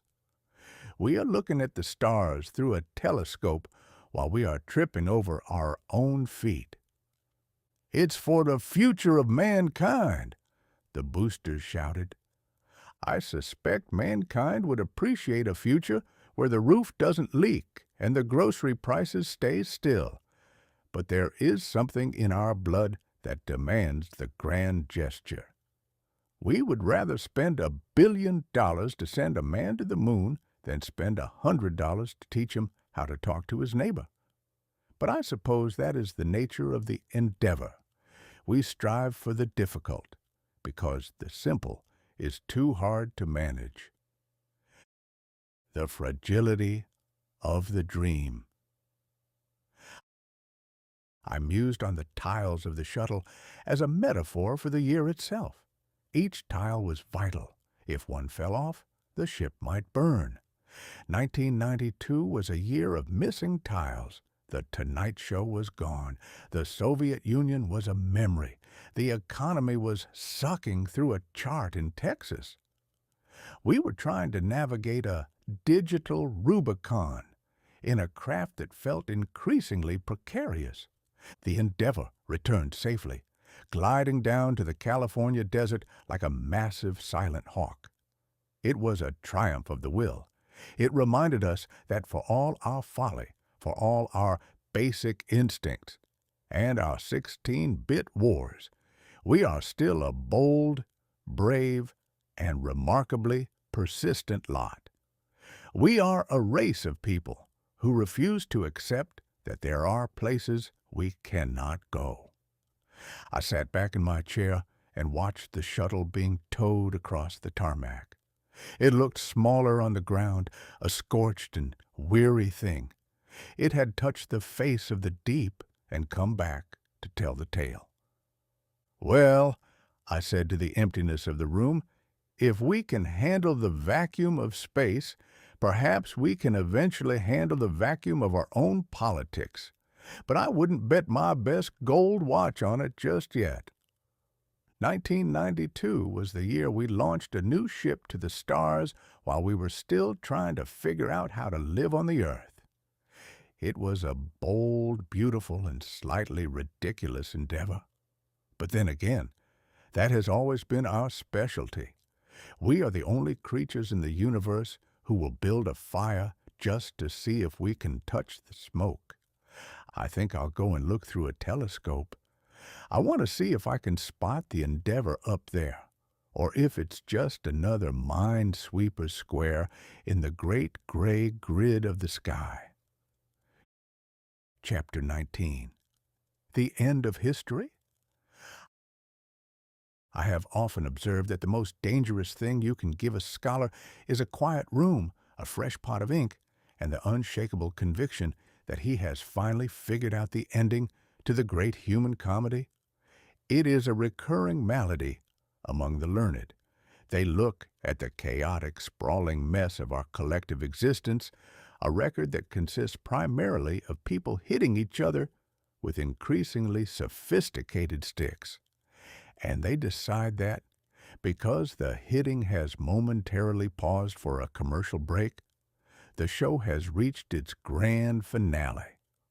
In 1892, we were fairly certain that we had reached the peak of the mountain because we had invented the bicycle and the canned peach. We looked down at the centuries of mud and struggle and thought, well, that's that. We've arrived. We shall spend the rest of eternity pedaling through the park and eating preserved fruit. We all know how that particular ending turned out. The 20th century arrived like a house fire in a firework factory, proving that history wasn't over. It was merely stretching its legs and looking for a larger box of matches. But by 1992, a gentleman by the name of Francis Fukuyama decided to dust off the old "The End" sign and hang it over the door of the planet. He published a book called The End of History and the Last Man, and the intellectual elite of the world fell upon it with the same desperate hunger that a group of shipwrecked sailors might show toward a particularly well-marbled ham. The final form of the human critter. Now, I have seen a great many final forms in my time. I have seen the final form of transportation, the steamship, the final form of communication, the telegraph, and several final forms of government that usually ended with a man in a feathered hat being escorted toward a guillotine. Fukuyama's argument, stripped of its academic finery and its frequent exhausting nods to a fellow named Hegel, who I suspect was a man who never used one word when 25 and a headache would do, was essentially this. Now that the Soviet Union had collapsed and the Berlin Wall had been reduced to expensive paperweights for tourists, the struggle for the human soul was over. Western liberal democracy and the free market system were the winners. There were no more big ideas to fight about. We had reached the digital Rubicon, and on the other side was nothing but a peaceful, eternal afternoon of voting in sensible elections and buying things at the Mall of America. I sat in my celestial library and whistled. It is a bold thing to tell the creator of the universe that his project is finished. It is like telling a riverboat pilot that the Mississippi has finally stopped moving and that he can just park the boat and play cards for the rest of his life. A man who thinks the river has stopped moving is a man who is about to hit a sandbar at 20 knots. The boredom of perfection. Fukuyama's book suggested that we had reached a state of stable equilibrium. He claimed that while events might still happen, a hurricane here, a saxophone solo there, the grand ideological battles were finished. We were all going to be Democrats and capitalists now, forever and ever. Amen. I found this to be a profoundly depressing prospect. If history is over, what is a man like me supposed to write about? If there are no more villains, no more grand follies, and no more spectacular blunders, then the human race is reduced to the status of a very well-fed cow in a very flat pasture. We would spend our days consuming and our nights relating, and our most pressing concern would be whether our Windows 3.1 upgrade was properly installed. Fukuyama even had a name for this creature of the afterlife, the last man. The last man is a fellow who has no great causes to die for and no great dreams to live for. He is a man who is secure. He has his health insurance, his 16-bit gaming console, and his short message service. He is perfectly comfortable, and he is bored out of his mind. I have lived among humans long enough to know that a bored human is a dangerous thing. We are a species that cannot stand a straight line. If you give us a perfectly paved road that leads to a peaceful valley, we will eventually drive off the shoulder just to see if we can make the car flip over. We don't want the end. We want the next chapter, even if the next chapter involves us falling down a well or setting the curtains on fire. The reality of the intermission. While the scholars were debating the end of history in their wood-paneled dens, the rest of the world was busy proving them wrong. As we have seen in our logbook for 1992, the New World Order was already beginning to look like a very old mess. If history was over, someone forgot to tell the people in Sarajevo. While Fukuyama was announcing the triumph of liberal democracy, the ghosts of the 14th century were busy digging trenches in the Balkans. If history was over, someone forgot to tell the people in Los Angeles, who were busy reminding the world that the social contract was currently being used as a fire starter. The end of history was a mirage, a beautiful shimmering hallucination seen by people who were so tired of the Cold War that they mistook a ceasefire for a permanent peace. I mused on the digital Rubicon once more. We had built a world of instant information, a world where we could send a Merry Christmas text across an ocean in a heartbeat. We thought that this connectivity would lead to a global village where everyone would sit around the digital campfire and agree on the merits of a free market economy. But 1992 proved that connectivity just meant we could watch each other's disasters in higher resolution. The serial with no final episode. I have always preferred a good serial to a finished novel. Life is a serial. It is a to be continued, scrawled across the bottom of every century. History doesn't have an ending because history is just another word for human nature, and human nature is a bottomless well of surprises. We are a mixture of the divine and the ridiculous, the dream team and the minesweeper. We are a species that will build a space shuttle Endeavor to touch the stars and then use it to argue about the price of a ceramic tile. Fukuyama's mistake was thinking that because we had run out of old ways to be foolish, we wouldn't invent new ones. He thought the final form of government was a destination. I believe it is just a rest stop. I sat back in my chair and closed the book. I looked out at the year 1992, a year of basic instincts, sucking sounds, and Euro Disney mirages. It didn't look like an ending to me. It looked like a Very long, very noisy intermission. The actors were changing their costumes. The stage hands were moving the scenery, and the audience was getting restless in the food court. "History is over," I whispered to the shadows, "and I am the King of England, and the Mississippi runs with lemonade." The last laugh. "I think I'll write a letter to Mr. Fukuyama. I'll tell him that I enjoyed his book, but that I think he should have added a postscript.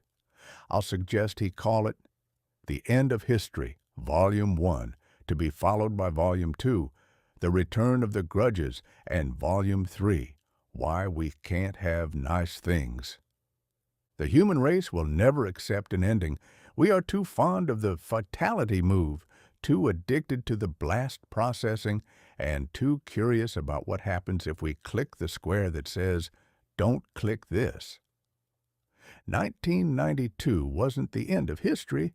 It was just the moment we decided to stop reading the old books and start writing a new one. And as I've discovered, the new ones are usually just the old ones with better illustrations and a lot more advertisements in the back. I'm off to find a snack.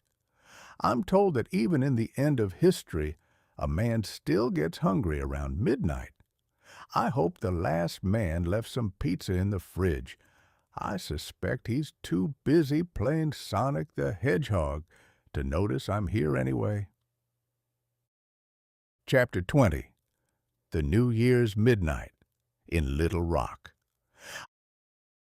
I have often remarked that New Year's Eve is a harmless annual institution of no particular use to anybody save as a scapegoat for promiscuous drunks and friendly calls and humbug resolutions.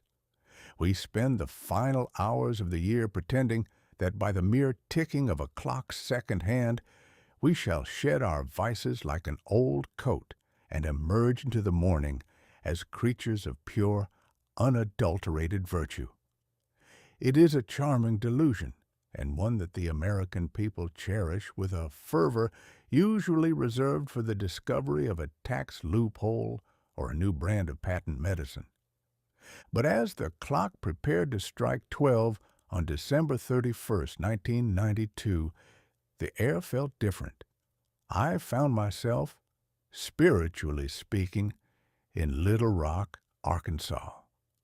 Now, Little Rock is a fine town, but it is not traditionally the sort of place that the rest of the world looks to for a glimpse of the future. It is a place where the humidity has a personality, where the mosquitoes are large enough to require tail numbers, and where fast-paced living usually involves a slightly quicker walk to the porch swing. Yet on this night, it was the epicenter of the New World Order, the Arkansas Camelot. The governor's mansion was glowing, and the streets were filled with people who looked as though they had just won a very large and very complicated lottery. The Saxophone Presidency was no longer a campaign slogan. It was a looming reality.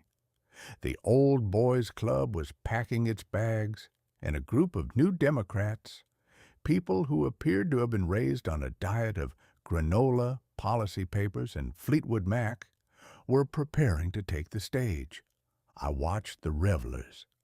There was a sense of unplugging from the old ways. We were leaving behind the 1980s, that decade of greed, neon, and hairspray that could withstand a nuclear blast, and we were stepping into the 1990s. We were unplugged, a term that I am told was popularized by the musicians of the day who had decided that the best way to show their talent was to play their electric songs on wooden instruments, thereby proving that they could still function without a power outlet. It was a metaphor for the nation. We wanted to be authentic. We wanted to be gritty. We wanted to feel the pain of our neighbors while simultaneously upgrading our home entertainment systems. The great log in. But as I looked closer at the crowd in Little Rock, and indeed at the crowds across the globe, I realized that we weren't really unplugging at all. We were merely changing the socket. We were unplugged from the old machinery of the industrial age, but we were becoming feverishly logged in to the new reality of the digital age. I have grown quite fond of this word, logged in. In my day, to be logged meant that you had been recorded in a ledger for a debt you likely couldn't pay, or perhaps that you had fallen into a river and were clinging to a piece of timber for dear life. In 1992, logging in meant entering a secret password into a gray plastic box so that you could be transported into a world of invisible lightning. We were becoming a nation of digital commuters. We were logging into our offices, logging into our bank accounts, and most dangerously, logging in to each other's business. The information superhighway was no longer a blueprint on a technician's desk. It was a flood. And as any riverboat pilot can tell you, when the water rises that fast, the landmarks disappear, the currents become treacherous, and the only thing you can be sure of is that you're going to end up somewhere you didn't intend to go. A recap of the Rubicon. I sat on a spectral bench in a Little Rock park and reflected on the milestones we had passed in this Volume 13. It had been a year of spectacular contradictions. The Dream Team showed us that we could manufacture miracles, provided we had enough marketing and a high enough vertical leap. Windows 3.1 gave us a window into a world where we spent our lives avoiding digital mines for no reward. The Mall of America taught us that we could build a cathedral to commerce and put a roller coaster in the middle of it just to keep our hearts racing while we bought socks. The 16-bit war turned our children into pixelated gladiators, fighting for the honor of a blue hedgehog or an Italian plumber. The year of the woman reminded us that the old boys were finally being asked to move their feet so the floor could be swept. We had survived the sucking sound of Ross Perot's charts, the ice-pick-wielding basic instincts of the silver screen, and the Euro Disney mirage, where the French and the mouse fought to a temporary wine-soaked draw. We had watched the Space Shuttle Endeavour grab a satellite by hand, proving that even in the space age, a good, firm grip is worth 1,000 computers. The weather of the information age. As the final minutes of 1992 ticked away, I realized that the information age was no longer a forecast. In 1892, we thought of the future as something we would arrive at, like a train station. In 1992, the future had already arrived, and it was the weather. You don't arrive at the weather, you just live in it. It is all around you. It dictates what you wear, how you walk, and whether you decide to stay indoors and play Minesweeper or go outside and start a riot. The digital world had become the atmosphere of the human soul. We were breathing in data, exhaling opinions, and feeling the pressure of 1,000,000 short messages constantly bearing down on our brows. I have seen the future, I mused, and it is a place where everyone knows everything about everybody, yet no one can remember where they parked their car or why they are angry at the Pope. Midnight in Little Rock. The countdown began. 10, 9, 8. In Little Rock, the crowd erupted. The new president-elect stood there, grinning that grin of his, the one that suggested he'd just found a $20 bill in his pocket and was planning to buy everyone a round of sodas.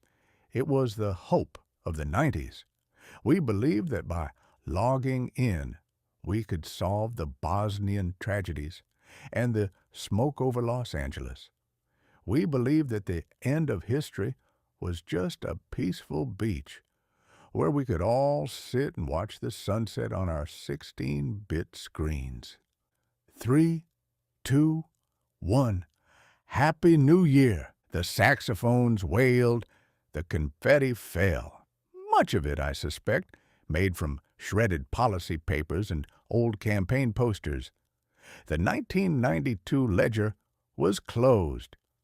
I looked at the year 1993, waiting just behind the curtain. It looked remarkably like 1992, only with slightly better graphics and a few more general protection faults. We were stepping into a world where the digital Rubicon was behind us, and the vast, uncharted ocean of the Internet was ahead. The final logbook entry. I shall close my logbook now. I have traveled through the 92nd year of 2 different centuries, and I have found that while the tools change, the workman remains the same. Whether he is holding a quill or a mouse, a telegraph key or a cellular telephone, he is still the same curious, bumbling, magnificent, and ridiculous creature he has always been.